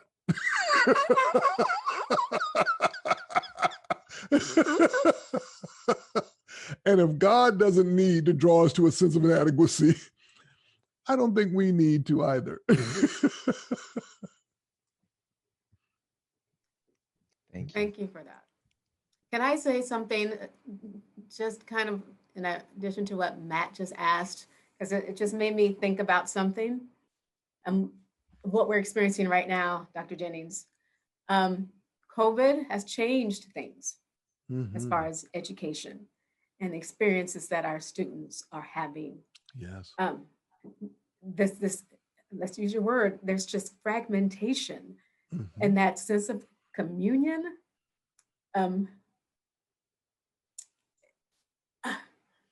is crumbling. Yeah. And yeah. We're witnessing it. So what can we do in this current place that we're in, and we don't know how long it's going to last, to get that back? I mean, we all need to continue to be pressing toward Jesus in that crowd. Yeah. But we have lost maybe the will, no, not the will, the energy, I guess, to keep pressing. Yeah. So how do we continue how do we regain that? This is a major question for all of us, because our students, I mean, all of us, we have taken a blow. We have taken serious body blows. We've taken serious cuts through the pandemic. While we're thankful for some of the good things that emerged out of all of us being online in this way, we all know that it has profoundly affected the quality of connectivity, the quality of relationality that so many of us depend upon for what we're trying to do academically. And so we've taken a hit. You know, here at my school, we've had first-year students who've gone through their first year or moving through their first year, and they've not been together except on screens. They haven't been able to be in the room together. They haven't been able to have meals together. They haven't been able to, play together, throw the Frisbee around. They haven't been able to worship together in body. And that's had a profound effect. My hope, my dear sister, my hope is that, on the other side of this pandemic, and I do pray that there's an other side that we can come to safely. My hope is that we can restore what has been lost. We serve a God who restores. And I live in that great hope that we won't just continue on, but that our God will take what was taken from us, as the prophet Isaiah says, takes what was taken from us and restore it and build it even more deeply. I know that there are many in our communities, academic communities, who, were not, rah-rah, gung-ho about community. But I can tell you what, they are going to be a whole lot more zealous about community when we get back together, because they realize what it's like to try to do this without it. And so what I'm thankful for is I think that there will be a number of people who we can finally have a conversation that they have avoided about what does it mean to be a community now, because we have seen the effects on our students when they don't have it. But I do have some special sadness for those students who are graduating and leaving.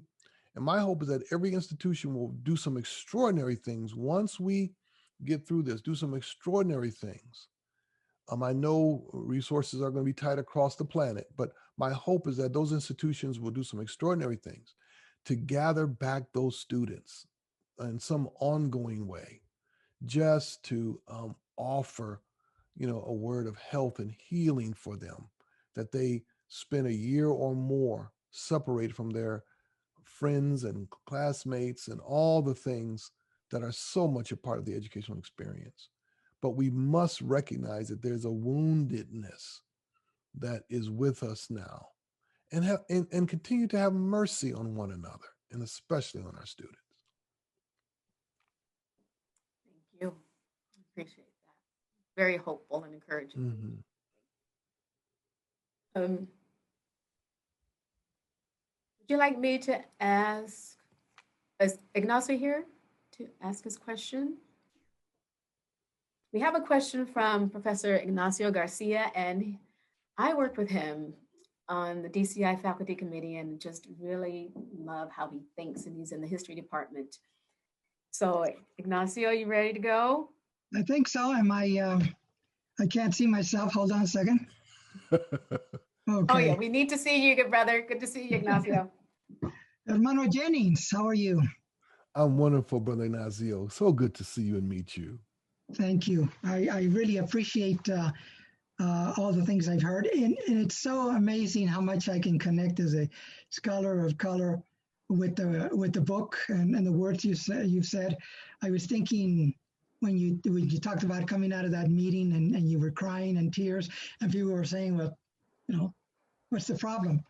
I remember once after a very passionate soliloquy in my department, and I came out and I sort of ran into this incredibly wonderful colleague and who I'd known for 20 years. And again, a wonderful, wonderful man who said, "I didn't know you felt this way." And I thought to myself, wow, 20 years. And so the only thing I could say was, thank you. You know, and as I walked away, feeling the sort of the inadequacy sometimes that we scholars of color often feel and confront in these things. And so, you know, it is, and I kind of, you know, I had a couple of questions, but the main question that I was going to ask is, when I first came to the Y, you know, and I was so excited. I've been an activist, and I was a activist scholar. And I realized that a lot of students were not interested in what I was saying. And my students of color would hide, you know, they go back and they try to hide, so I wouldn't call on them. So they didn't have to expose themselves as students of color in a classroom full of white students. Well, you know, things have begun to change. And now you have the last couple of years, I've seen this very empowered young students of color with just tremendous passion, right? And so you empower them, you teach them, you show them. But sometimes they really get mad. Sometimes you can't hold them back, right? I mean, once you empower them, they're just ready to take off. And sometimes they look at you and wonder why you aren't running faster. And so I guess my question to you is, how do you handle you know, those students that you empower, that you show them what faith in Christ is and what scholarship, and how you weave together the spiritual and the secular knowledge. But how do you handle, you personally? I have my own tricks, right? But you personally, those students that sort of just take off. Well, you know, this is a great question. Thank you so much for asking it.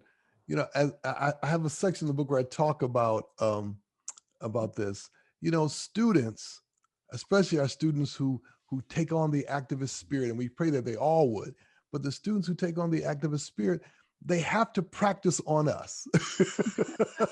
They have to practice speaking truth to power on us.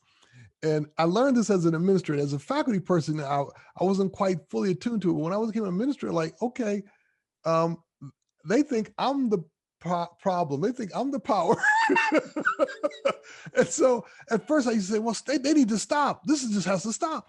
But then slowly and clearly, I'm sure it was the Spirit of God helping me understand, they have to practice on us, because this is where it's safe to speak truth to power and to feel the possibilities of that speaking, knowing that they're going to go out into a world when they graduate where folks are going to, you know, not care, or sometimes it won't just be a question of not caring. There'll be penalties for speaking truth to power. But here they have to learn to take the risk. And so the challenge is to never squelch, never shut down that desire to speak truth to power, but to invite them into the overturning. And what do I mean by that? I mean, I said in the lecture, the overturning is that the goal is to build communion. The goal is to build community. The goal is not to be critical. The goal is not to have a critical edge. The goal is not just to make sure I speak truth to power, but I speak truth to power. I have a critical edge. I have a critical eye aimed at building communion, aimed at gathering, aimed at simply not making sure I tell this person who is at the site of injustice, who may be even the source of injustice, how wrong they are, but to say by my very presence and my ongoing presence that we're connected. We're connected. You may not see it, but we're connected. Now that's the task where the teacher and the institution has to step into it courageously. But it's challenging, isn't it? How do you handle, you know, especially if the criticisms are coming at you, or you're trying to, how do you handle the criticisms while at the same time coming alongside and say, okay, well, yeah, please go ahead. Give us your demands. Tell us why we're wrong. Tell us why we're too slow. Tell us why no change is going to come. Tell us why we're part of the problem. But then how might we build the new together? And of course, I remember my days as a student activist. I just assumed I knew much more than all my teachers. You know, they simply just did not understand. And I'm not trying to build anything with them. I'm trying to speak. But what I remember are the ones who said, you know, there's a higher calling that must be inside your activism. If not, your activism will absolutely destroy you. Why? Because your activism, which is fueled by righteous indignation, if it's not aimed at communion, it will draw you to hate. And once it touches hate, it's too late. So what I try to do is to encourage them to keep on doing that, but ask them the larger question: what world are you trying to build? What world is God calling you to build, even as you see the injustice? What must be built? You know, one of the problems with activism and intellectual activism as it now exists in so many institutions, which I think is a problem we have to take on head on, is that many times we present intellectual activism freed from the responsibility to build and to dream the building. The best activists have always dreamed the building. They didn't just dream the correction, the tearing down, but the building up. And how to dream the building is a task that's always upon us, Brother Ignacio, isn't it? It's always upon us to dream the building with our students. It's right. I can tell you, I have sat in many a committee meeting, many a room, and let students wax eloquent, speech after speech. And it's all wonderful. It's all. In fact, I had a student just recently who was just clear that I didn't know what I was doing in the classroom. She said, "I don't know what you're talking about, and I don't think you understand. I don't think you know what you're doing here." I said, "Okay, let's talk about it."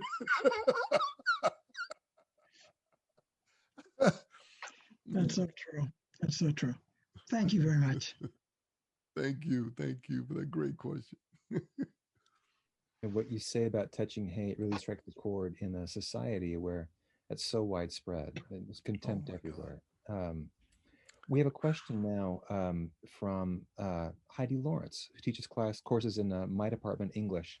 So Heidi, if you're there, welcome.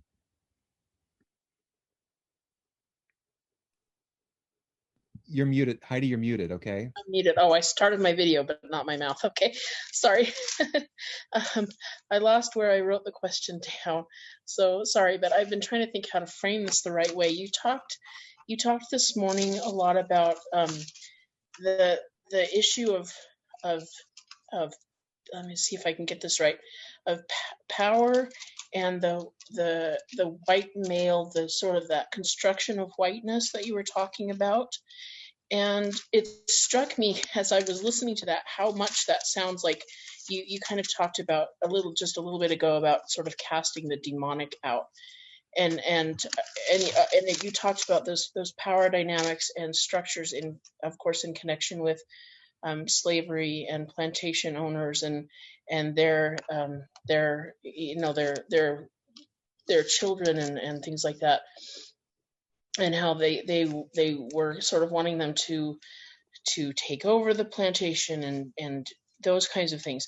And it struck me how that looks an awful lot like a demonic version of God and Christ, of a counterfeit of what God is doing with earth and with sending Christ as his son to do those things and to save us and all that. And I was just wondering how you would respond to someone who might reject Christianity because of that counterfeit, because that looks so much like a white God in the sense that you've been talking about whiteness.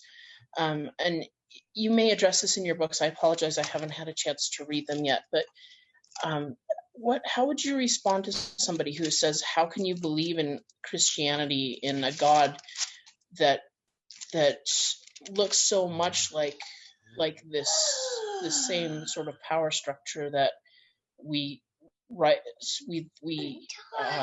reject in the conditions of slavery. And I'm sorry, I'm not sure I'm making sense. No, you're making perfect sense. You're making perfect sense, Dr. Lawrence. Thank you for this great question. This is a real challenge for us. And white Christianity is a massive obstacle for a lot of people taking Christianity seriously. And I'll just share one of my great worries these days, one of my great worries, especially for students of color and people in their, people of color in their 20s and their early 30s. We have a significant number who have no patience with Christianity, and it breaks my heart. We have a significant number who think Christianity is either not worth bothering with, or Christianity is actually the problem. And it's hard to argue against that. And I think those of us who are people of faith, especially those of us who want to help think the faith, we have to struggle with this right now. I mean, these last 4 years, but more than these last 4 years, these many years, white Christianity has been incredibly damaging to Christian witness. I mean, to have people who agree with the policies of this president, and I know there may be supporters of the president, but here we have to understand that if we're looking at showing a faith that speaks to many people of color, and especially young people in their 20s and 30s, we have to reckon with the fact that for a lot of them, Christianity is not an option, even if they were raised in the church, even if they were raised within the sound of faith, and not just students of color and people of color in their 20s and 30s, but for a lot of folks in their 20s and 30s, they, as so many have said, spirituality, they're great with. Organized religion and Christianity, they really are not great. So how do we announce a different Christianity? I think the first thing we have to do is to tell the story. This again comes back to being storytellers. We have to tell the story that the Christianity we inhabit is diseased. We shouldn't defend it without talking. There's a disease in it. Just like someone who is trying to help a loved one deal honestly with what the diagnosis has said and move them away from denial. So you stop denying you do have cancer, you do have it, stop it. We're not going to be able to address as long as you keep saying, no, it's not a problem. It is a problem. And for so many Christians, we have not come to the clarity that a long time ago, we made a deal with the devil. We decided that colonialism was okay. We decided that taking the land of indigenous peoples was okay. We decided that slavery was okay. And we decided that it was okay never to really talk about these things anymore. We decided, we know it's there, but it's like the family secret. We don't talk about Uncle Gus. We've agreed to that. Uncle Gus has a problem and he did too, but we don't talk about. So it's unfortunate that so many Christians have entered into what I call harmless history, and that we've walked away from what the Bible says to us so profoundly from the beginning to the end of the scriptures in so many different ways. Remembering is a fundamental aspect of discipleship. Remembering, because we are those who know how to live with memory. But it's an undercultivated ability, an underworked muscle for us, intellectually and spiritually speaking. So my hope is that we can find a way to giving witness to a different Christianity. And I know, I go across the country and I'm speaking to so many people who are trying desperately to do that. And I say this not to demonize those who support the current occupant of the White House and those many Christians who continue to support his policies, but to ask them a crucial question as they do. You know, it's the question that Frederick Douglass so eloquently stated, the question that Olaudah Equiano so eloquently stated. These were former slaves who were Christian. Did you learn this way of thinking and living and being? And it's a rhetorical question, and the answer obviously is no.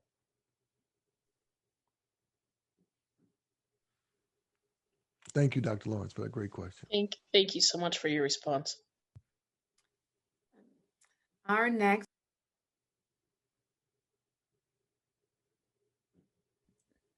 Did we just lose Lita? So Lita, I think Lita disappeared for a moment. She'll be back. Okay. Yeah. She hit a button, I'm sure. There we are. Oh, there you are, Lita. We lost you for a moment. You're muted. Maybe this is what's happening. I don't know if you, so we're in Utah and you're dropping so much truth that the heavens opened and we're getting some snow. So maybe that's an because last week was great, but we had some interference. I'm so glad I'm back because this is a wonderful question. Let me bring it back up from Rebecca DeSchweinitz, and she was here. She asked a question. She asked a question last week, and she wanted me to ask this question of you today, and it's because her question is my question. So let me find it. Her words are my words. And she asked, okay. She goes, I would like Lita to pose my question. Because her words are my words. Thank you, Rebecca. She says, I wonder if you would talk more about leadership. What does leadership feel like? What is its taste? How is its touch? What does it see and how does it hear? How does an institution move to a new model of leadership? An actual new model that moves beyond new leaders that end up sounding and acting like the old masters. Thank you, Rebecca. Yeah. That's what I was trying to get at, especially in the building chapter. You know, that building chapter has an image at the very beginning of it that, and those who read it, I hope they will not forget. And I tell the story of how I came across that image, but it's the image of a plantation at worship. And there, sitting in the center of the image, is the master, and sitting next to him is his son. They're not looking at each other, they're just looking out. But in their looking out, they're looking exactly the same. Wow. And so, you know, that image was so profound because it shows a formation. It shows an image out front that another image is trying to be conformed to, another reality is trying to be conformed to.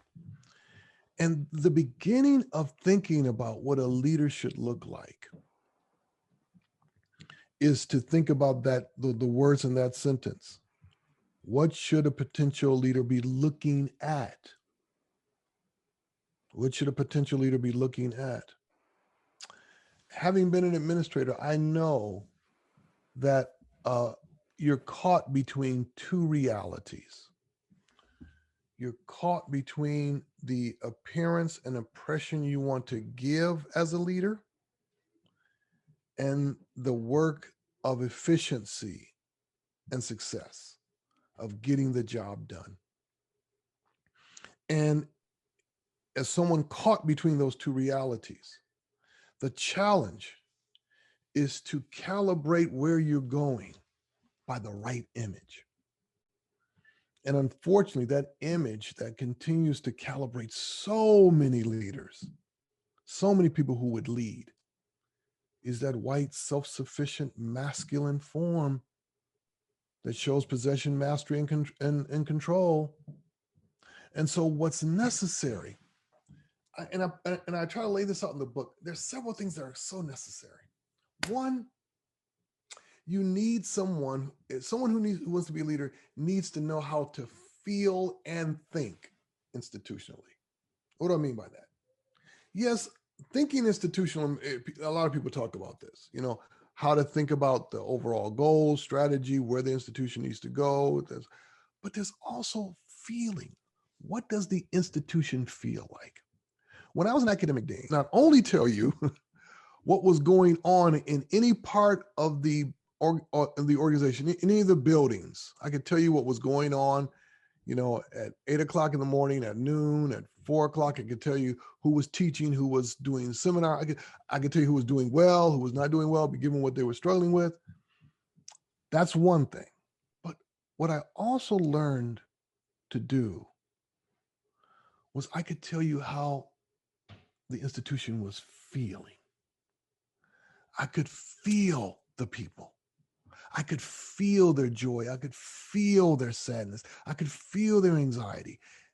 And I was attuned to it. It's part of the reason that I burned out, because, when you open yourself up to the feeling, then people become more than a function. Their lives start to matter in the day-to-day carrying out of their work. And the first thing a leader we need to be a part of the formation of a leader is someone who thinks and feels together, and who makes all their decisions at the sight of feeling and thinking together, so that being caught between efficiency and appearance will not drive them toward a brutality to make sure they look strong, to make sure they get the job done. Who cares about, at the end of the day, these hurt feelings? Well, sometimes people's feelings got to get hurt. That's the first thing. But the second crucial thing that has to happen with the leader, and this gets to the very heart of what I'm trying to say in the book, they must want to gather. They want to gather. They don't want an institution filled with very talented individuals, rugged individualists. I mean, yes, that gets the job done. And of course, yes, I do want talented individuals. Of course you do. But the point is the gathering, not just the individual, the gathering, the drawing together, the life together. And we need a leader who understands. We need leaders who understand that. That's the new that has to happen, Lita. That's someone who sees that important work. And then obviously, let's add more meat to this bone, more meat to these bones. And that is, the gathering is of the multitude, of diversity, of many people who become not boxes that were checked off, so that we don't get a cloud of litigation aimed at us, that we don't hurt our public image, that we don't lose our market share. But let's understand that there is a joy in this work that we cannot fully touch without the multitude. So in what you read, then the question, that's part of what I was trying to go at. What does an institution feel like, taste like, smell like? How do we capture with all our senses so that we live inside the possibilities of institutional life that's not alienating? And finally, that's the last thing that I hope becomes a part of however we start to think about leadership. We want people who lead, who completely crumble institutional alienation. This is one of the dirty little secrets at so many institutions, whether we're talking about educational institutions or other institutions. There are people who live their whole life, and when you ask them, they will say to you, this is nothing but a DAMN job for me. I'm not trying to make no friends. I'm just here to get my paycheck, because these people don't like me and I don't like them, but I need a job. And to me, whatever institution it is, if there is one person who feels that way, then the institution has failed. Wow. Okay. Well, Rebecca is not done because Actually, yeah. Lita. Oh, yes. I thought it was a great question from Yeah. Rebecca. I thought, and that's a fantastic response to Willie. Rebecca's question prompted a follow-up question. Can I ask that? Okay. And then we'll go to Rebecca's second question. Is that okay? Okay. Lita? All right. So here's the follow-up question to Rebecca's. It's from Jason Kerr, my colleague in English, who actually was on camera asking you a question last week. So Jason's voice will be familiar to you, hopefully. Jason asks this. Could you say more about the incarnate Christ as a model of leadership in terms of those pulls from different directions? So Matt, I froze for a minute, or you froze for a minute. Could you repeat the question for me? Yes, here it is. Could you say more about the incarnate Christ as a model of leadership in terms of those pulls from different directions? Yeah. Oh, that's great. So at the very heart of it, and that's why I set it up that way, the appearance and the efficiency. If there's anything we know about Jesus and the crowds, is that it was the very opposite of appearance and efficiency. Why? Because the crowd was this unruly thing. The crowd was this unruly thing that drew fear and anxiety. Anxiety from the religious leaders and fear from those agents of the empire. And that crowd was everything. That crowd was at the very heart. I mean, if we want to use these words, because sometimes these words are so narrow for what we're talking about. We talk about Jesus' leadership style. Then we want to lodge it in the crowd. We could say Jesus and the disciples, but I tend to think that kind of misses the point, because Jesus and the disciples were always a reality in the crowd. The disciples constantly being drawn into the crowd. The disciples having to negotiate the crowd. I love the parts in the Gospels where the crowd is just too much for the disciples. They're like, oh my God, all these people. The passage I read in my lecture, in which that part where the disciples come and say, we need to send these people away because we don't have any food to feed them.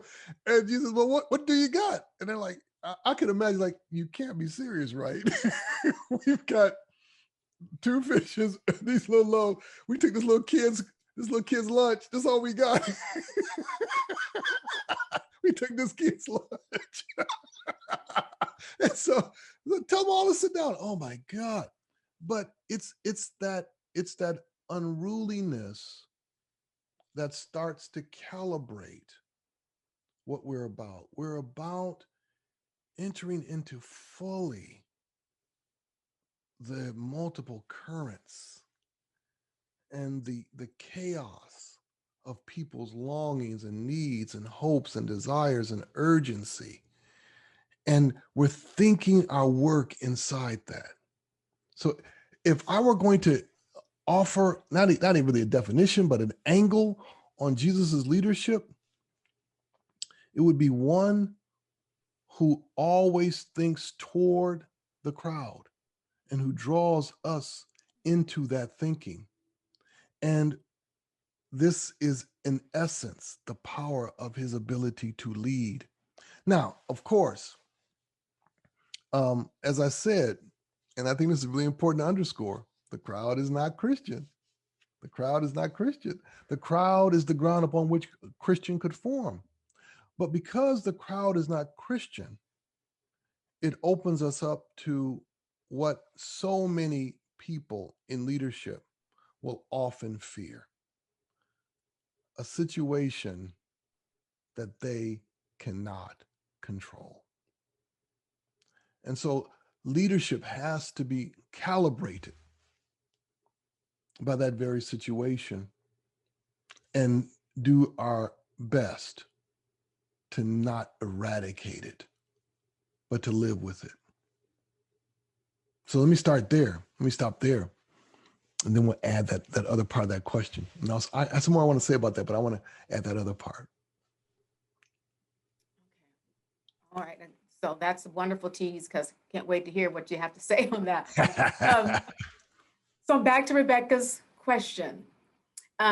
Your work suggests that the academy, especially perhaps religiously oriented institutions, holds tremendous potential as a space for drawing people together in doing the work of gathering. What are some concrete initiatives you would recommend to do that or begin to do that?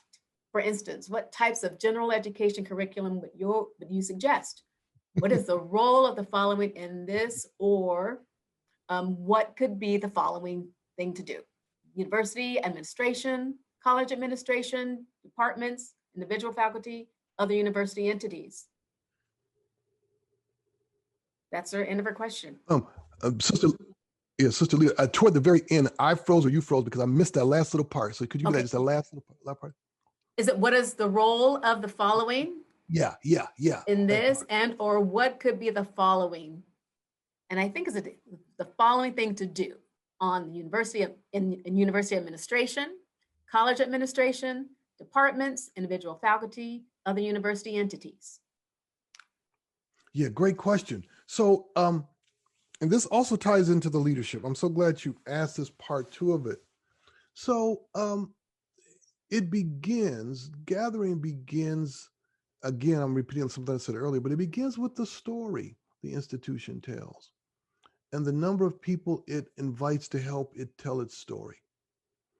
And how do you make that a part of the institution? And what I mean by story, I don't just mean about the glorious founding of the institution, but the story of the land, the story of the people of the land, the story of the vulnerability of those who not only inhabited the land, but those who came to start the process of gathering the voices, both living and gone on, who can help start to tell that story. So that's the beginning of gathering, right? And then it moves very carefully and very deliberately inside the pedagogical imaginations of each area. Every institution has a kind of overarching pedagogical imagination tied to, how it thinks about its mission, how it thinks about its formation. But I tend to think those tend to be just statements that are on the website. It's better to come into every department. And this gets back to something I said earlier in terms of putting on the table our loves. But here what we're talking about is putting on the table the kind of pedagogical vision. And then asking if that pedagogical vision understands the character of the gathering. What do I mean by that? And this comes back to the central thesis of that book. What's implicit in so many pedagogical visions of departments is that man, forming people to be that man. The kind of exam structure, capstone structure, the ways in which they do their assessment if we've succeeded. He lurks implicitly. And so the way to challenge that is to, inside those structures, put on the table clearly for everybody to see and think about, how do we cultivate the ability to gather? How are we thinking about that as a point of cultivation? Now, of course, this assumes, Sister Lita, that I'm talking to, and in most places I am, but some people still are not inside. Some people have not gone through the whole season, this whole decade or two of thinking about assessment. And so for those who haven't, some of this still sounds like, what are you talking about? But what I'm talking about is that what's known as that kind of backward strategizing, that backward thinking from what you're trying to cultivate back through the courses, the curricular, all the things that you're doing with your students.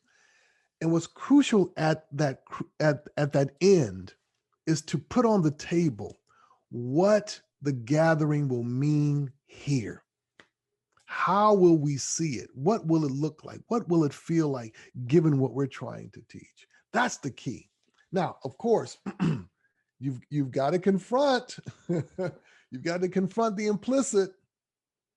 I've been to places where the most difficult conversation was trying to make explicit this. And what do I mean by that? I've gone to places and I've said, so tell me in this school or tell me in this department, what does a successful graduate look like for you? What skills does she possess when she does her work coming out of this program, out of this school, having gone through this department? And you know what I get first time? When I first say that, Lita, I get crickets. Chirp, chirp, chirp, chirp, chirp. And because people, either they've never thought about it, or they have thought about it, but they don't want to say because they know it's different from what they're going to say, And then I say, okay, well, let's come at it this way. Give me exemplars. Give me people who graduated from your institution, from your program, from what you're doing in this department, who graduated, who are doing what you all hope they would be doing. And then it gets really interesting. Because you'll see two things. You'll see people who the one person says, her, and the other person says, him. Or you'll get people who everybody says, yes, that's that person. And then somebody will say, but actually, I think that person had those skills and gifts before they got to us.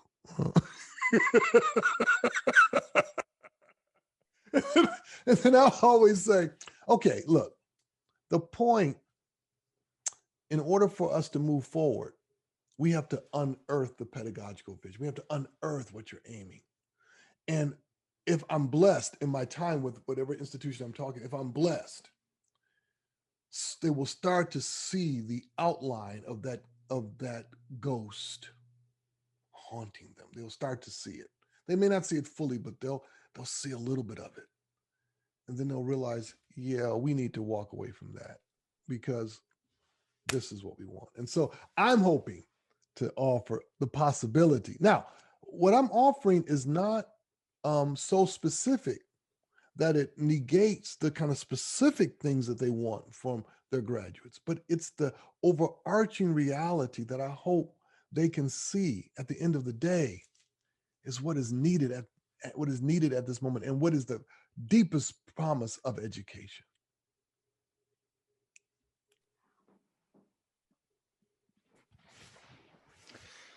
Thank you. On that promise, there's so many passages in this book of yours, Professor Jennings, that are so rich. And maybe this question, I hope it kind of continues what you were saying here about discerning the outlines, of something that's haunting, a curriculum or whatever it may be. This is about the Holy Spirit. It's page 143 in your book. I can just read a little bit of it. This is really beautifully articulated. I'm wondering if you could comment on it. God comes, aiming for ecstasy in the body of the creature. This must never be denied. To deny this is to undermine the central purpose of theological education, to give witness to God's embrace of the creature and the desire of God to make embrace the vocation of creatures that have yielded to the Spirit. The urgent work calling us in theological education is to touch the divine reality of longing, to enter into its power and newness as the logic inside the work of gathering and inside the formation that should be at the heart of theological education. Do you see that happen with any regularity in the settings in which you work, at the university or as you visit other universities? And when it does, what form does that take? That's a great question. I see it episodically. It does happen. It's not sustained in the ways that I'm hoping for, but it does happen in so many ways between faculty and students. It happens between students as they learn to share in their learning together. And what it looks like is it's the echo of the divine longing, right? Where people realize you matter, right? Yeah, the subject matter is of what we're about, but it's you that is so wonderful. It's those moments when a student clearly understands that the teacher delights in teaching and delights in you, the learner. That they can see there's a double delight happening. And the delight is not a performance. It's not it's not just for the course of the semester. They get the connection. Me and this material, me and this subject matter, me and this vocation, me and this program. They get it. And they are inside this dual celebration. And there, what's being echoed is the longing, and it's a very slight echo, of course, but it's the longing that we understand so present in the stories in Scripture. A God longing after the creature, loving the creature, wanting the creature. And sometimes, as you know, theologically, we put this so poorly. And this is why I want eros, because without eros, we lose this. We turn God's love into a kind of static reality. God loves. No, God loves. God is reaching, grabbing, taking hold, entering in, embracing. God loves. God loves, like the mother taking the child out of the crib in the morning with the kiss. God loves in the way you wrap a towel around your child after they get them out of the tub. God embraces. And so it's that active wanting to touch you that we have to capture again. And when teaching and learning is happening at its absolute best, you can you sense something like that happening, right? That okay, it's not just that this person's happy that I'm getting the point. There's something else here that this person is ecstatic about, and I'm feeling it too.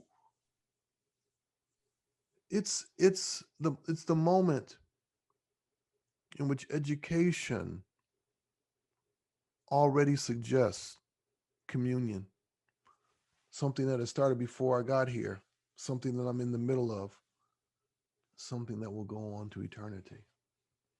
That's what it feels like. Now, of course, for so many people, what I'm describing, they're like, I ain't never felt something like that.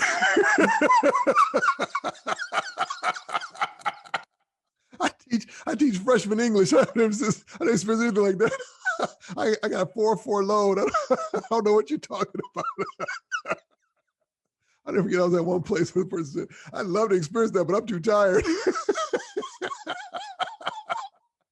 and then I said, well, in truth, when you're giving your lectures, maybe at the early in the semester when your energy is pretty good, do you ever get that moment where you're giving the lecture and you catch a student's eye and you see the light come on? They lean forward in their desk. Maybe they close their laptop for a second. They put their phone away and they lean forward. Or, these days they may keep the phone, but then they're looking at you and they're writing something feverishly. And it's not an insult about you. They really have caught something. And afterwards, they come up to you and they may say, they're freshmen, they're scared. They may say, that was a great lecture. Thanks.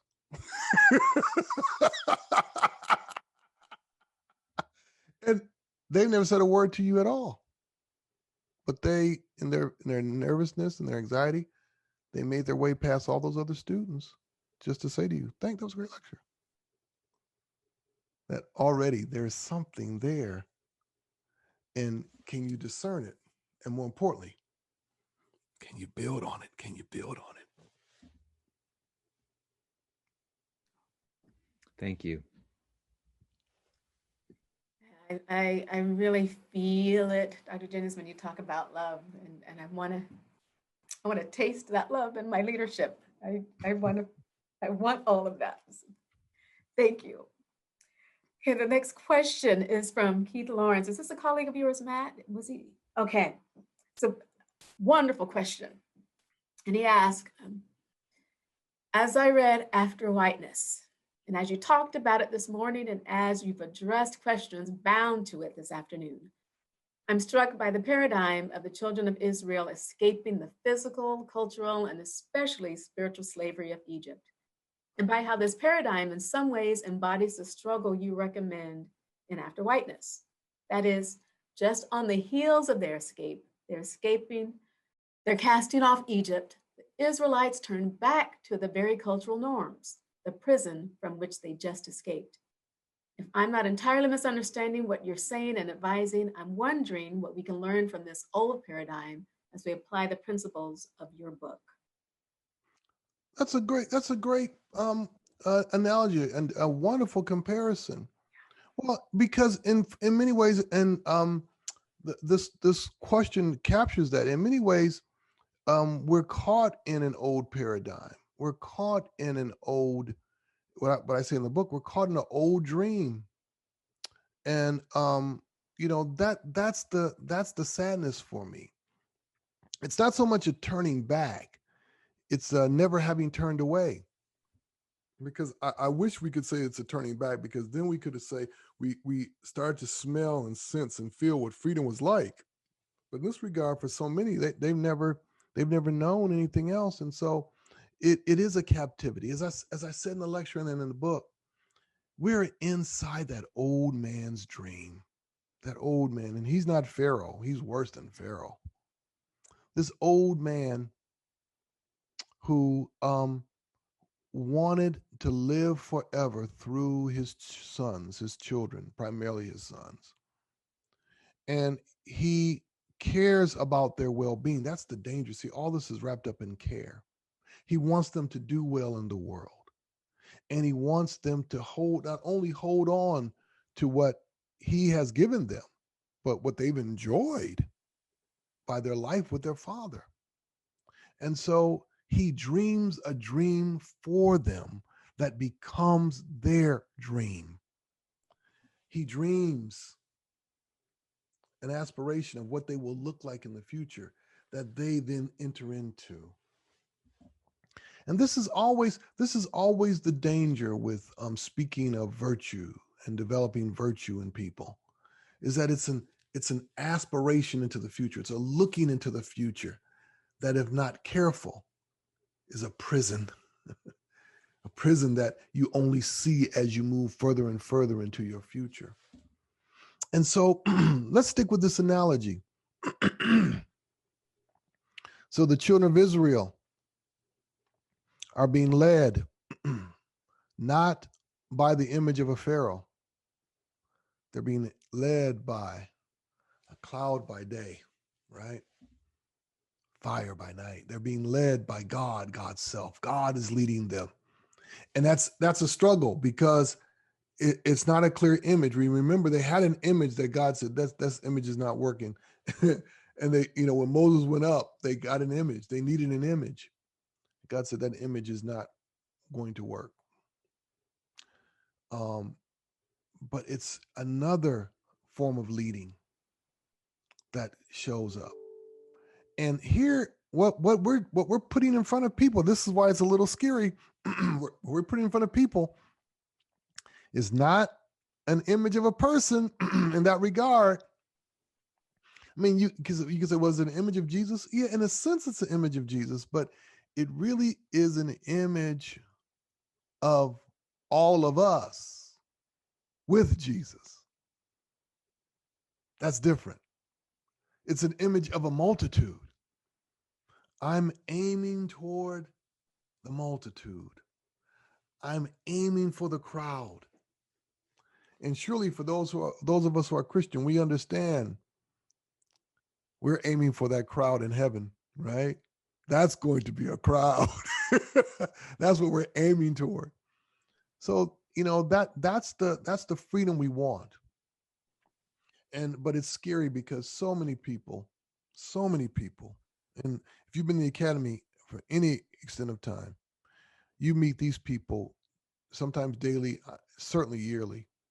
You meet so many people who are in the academy, no matter, it doesn't matter what form of education they are, they're living somebody else's dream for them. And the most painful conversations I've ever had, some of the most painful, are with those poor students who are living inside daddy's dream, granddad's dream, for who they should be and how they should be in the world. I've never seen such captivity as to look into those eyes.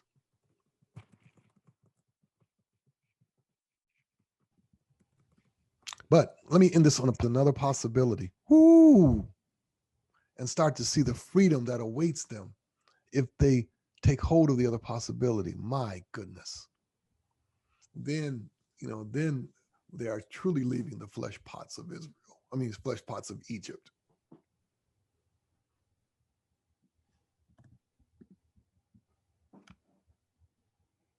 Thank you.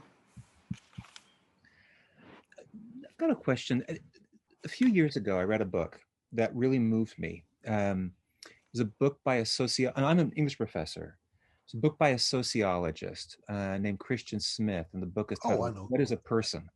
Yeah, I know Christian's work. Good work. Yeah, it's beautiful. And what I was really moved by in it, it has a very dynamic vision in it of what personhood means, and he calls it an emergent quality, and he contrasts it with subjects, and subjects would fall under the category of what you've, really eloquently described as whiteness, whereas persons are different. They have qualities that are dynamic and that change and shift and grow. It's much more a crowd-like, if I can use that terminology, vision, what it means to emerge. And I was very moved by that, and it impacted a lot of the work I was doing as an English professor, to read that book outside my field.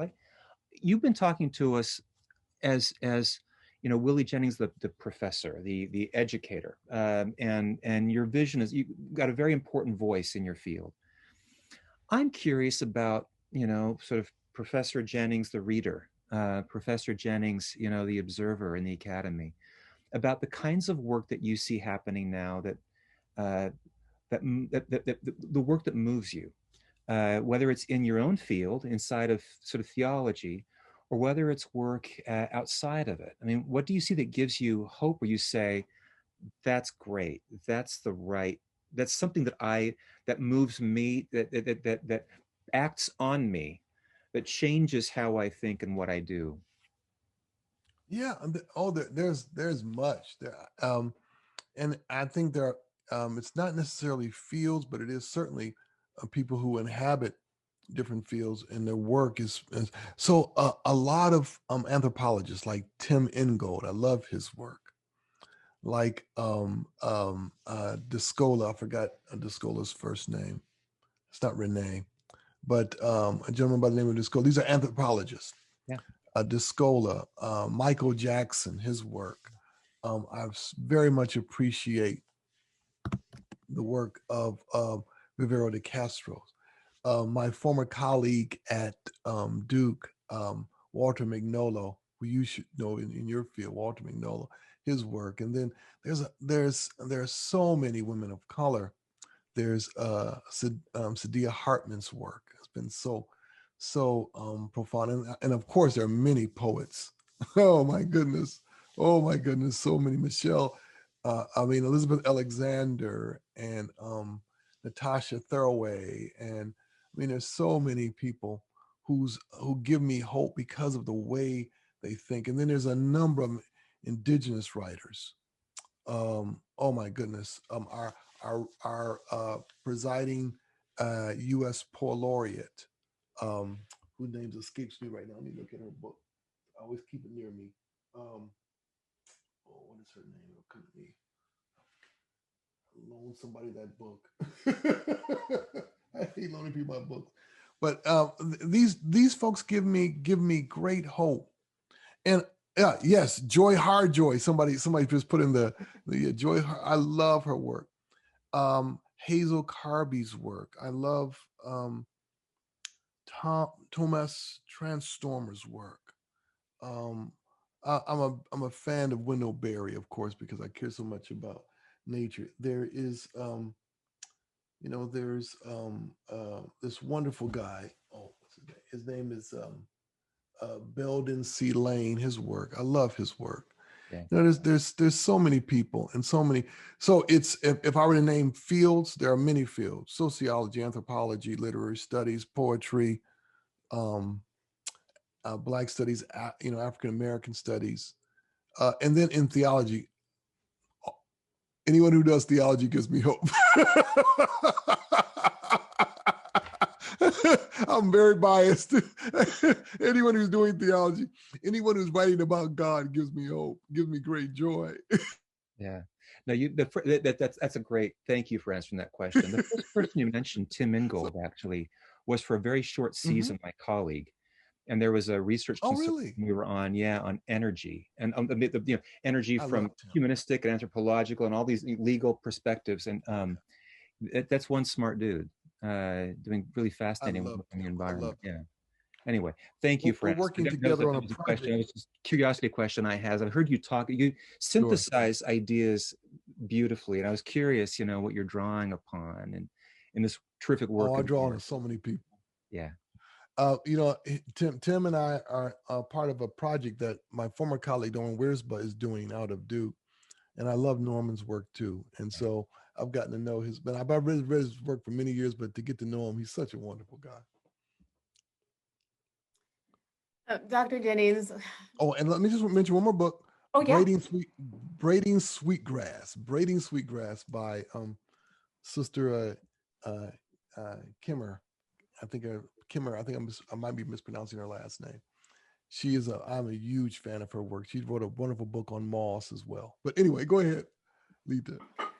Well, no, I would love to that you would just keep talking, but we are at our last question. And okay. I know before I turn the time over to Grant, but I still sit here kind of blown away that we are blessed to have this conversation on this campus at this time. Because when I was a student, undergrad or grad, this wasn't happening. And so this is such a gift from God and such a miracle. I'm so grateful for you. And so this last question, I think is appropriate, and hope you feel comfortable with it. This from Justin Martinez. And he said, I consistently listen to and study the teachings of my church leaders, particularly the prophet and apostles, especially as it pertains to Christ. That being said, I know that there are genuine Christians and other holy men outside of the church. We have been blessed to hear you. That's just me inserting you. While living in the United States, Dietrich Bonhoeffer used to visit Black churches in the East, and those experiences profoundly impacted his ministry following his return to Europe. If you don't mind, Dr. Jennings, could you please declare your witness of Jesus Christ and why he is your Savior? Oh, yeah. That is a wonderful, wonderful question. Best question to end on. Oh my goodness. Well, a very long time ago, as a very young man, I realized that I was in a family with a mother and father. I'm the youngest of 11, born to Mary and Ivory Jennings. And I knew I was in a family where I had a mother and father who spoke to someone who I never saw them, but that one was always present. And I had a mother and father who spoke to this one every day, sometimes all day. And growing up, I said, well, what's going on with my parents? And it became very clear to me that I was never in that house alone with just them, even with my brothers and sisters. There was always this other one palpably present. And at a very young age, my mother said to me, she said it implicitly and explicitly, I'm going to introduce you to the most important person who will be in your life for the rest of your life. His name is Jesus of Nazareth. And there was one requirement when you lived in my home, that you open yourself to the presence of the one who is in this house. And so at a very early age, before I even opened my mouth to say I believed, I opened my heart to say I'm listening, because my parents demanded that of me. And once I did, and I grew up in the Baptist tradition. So, and there was something called the mourner's bench, where you sit on the front as a little, you know, the young people or the children, you know, you sit in the front and then you're supposed to come up and make your confession of faith. And I must have been like 9. You know, they start putting you on the mourner's bench pretty early. And so one day after when it came time to offer the invitation to discipleship, as we call it these days, I came forward, and the pastor I grew up under, he said, well, Willie Jennings, I'm surprised that you're up here, because I've always known you to be a little Christian because of the way you talk and the way you pray. But then he said, let's us make this official. So he turned me around and said the words that he always says.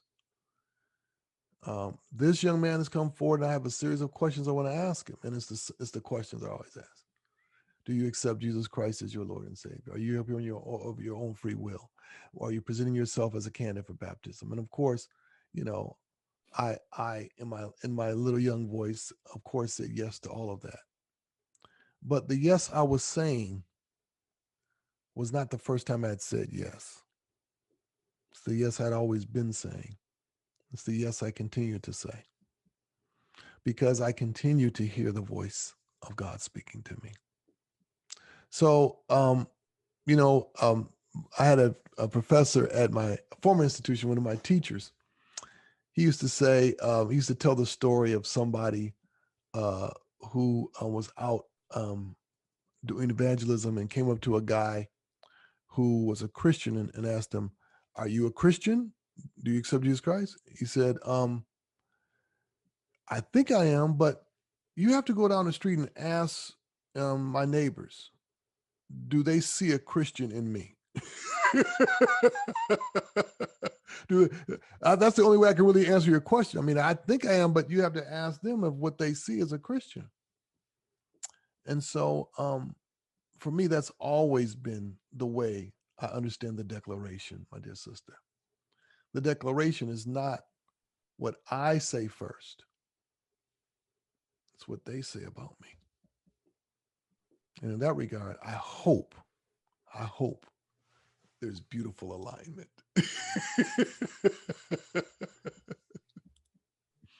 Dear Professor Jennings, and Lita and I will probably say this in unison with the nearly 100 other folks who are listening in. We do see in you a Christian, and we hope to see in each other, in our community here, in its diversity, Christianity of that kind. You have been such a wonderful interlocutor. I think all of us are thankful to you, and we are thankful to the Lord that we all collectively love and serve for his Spirit being here. I don't think many of us would contest that observation. You have come to us as one who loves the Lord and who has wisdom to share, and that has been mediated by his Spirit. I believe we have all felt it, and we thank you so much. It really is staggering to think that two realities. Number one, that you have spent 2 full days with us, including 6 hours of question and answer with no break in each of those 1.5 hour segments, The questions have flown, your responses have flown. Again, I believe we would all say, aided by the Spirit. 6 hours.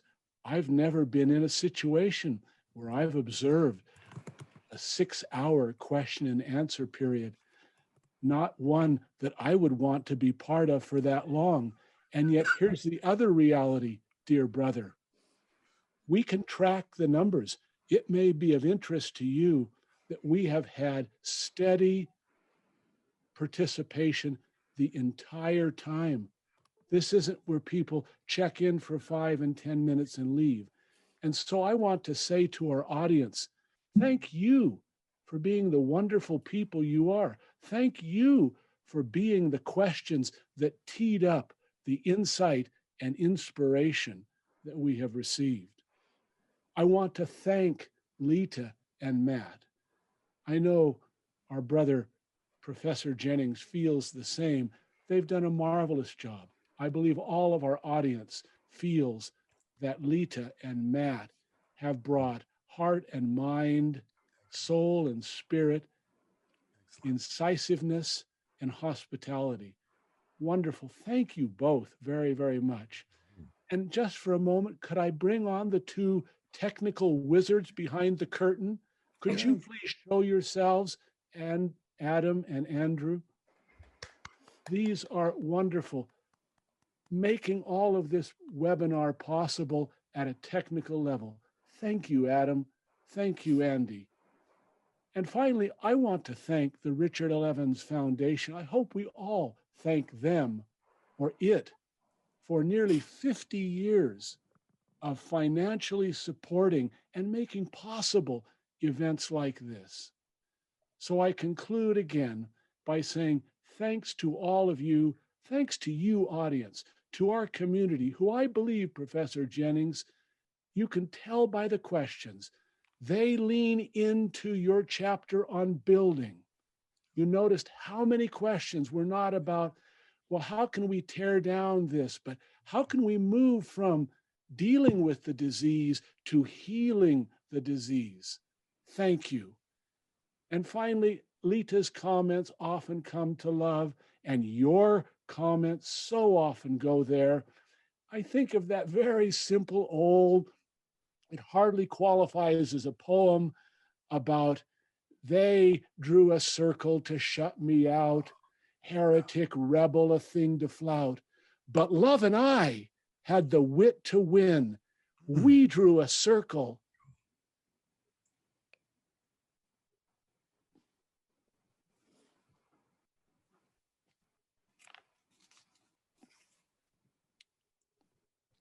To take you in. You've taught us powerfully, eloquently, in so many ways, and inspired us to do that, to draw those circles, to enter into those lives, to gather, and to become a people in Christ. Thank you. Bless you. God bless Willie Jennings. Thank you. Thank you. Thank you. Thank you. Thank you. God bless you. It's been a joy to be with you. It's been a great joy. And I look forward to the day we can break bread together. So I'm hoping out hope for that.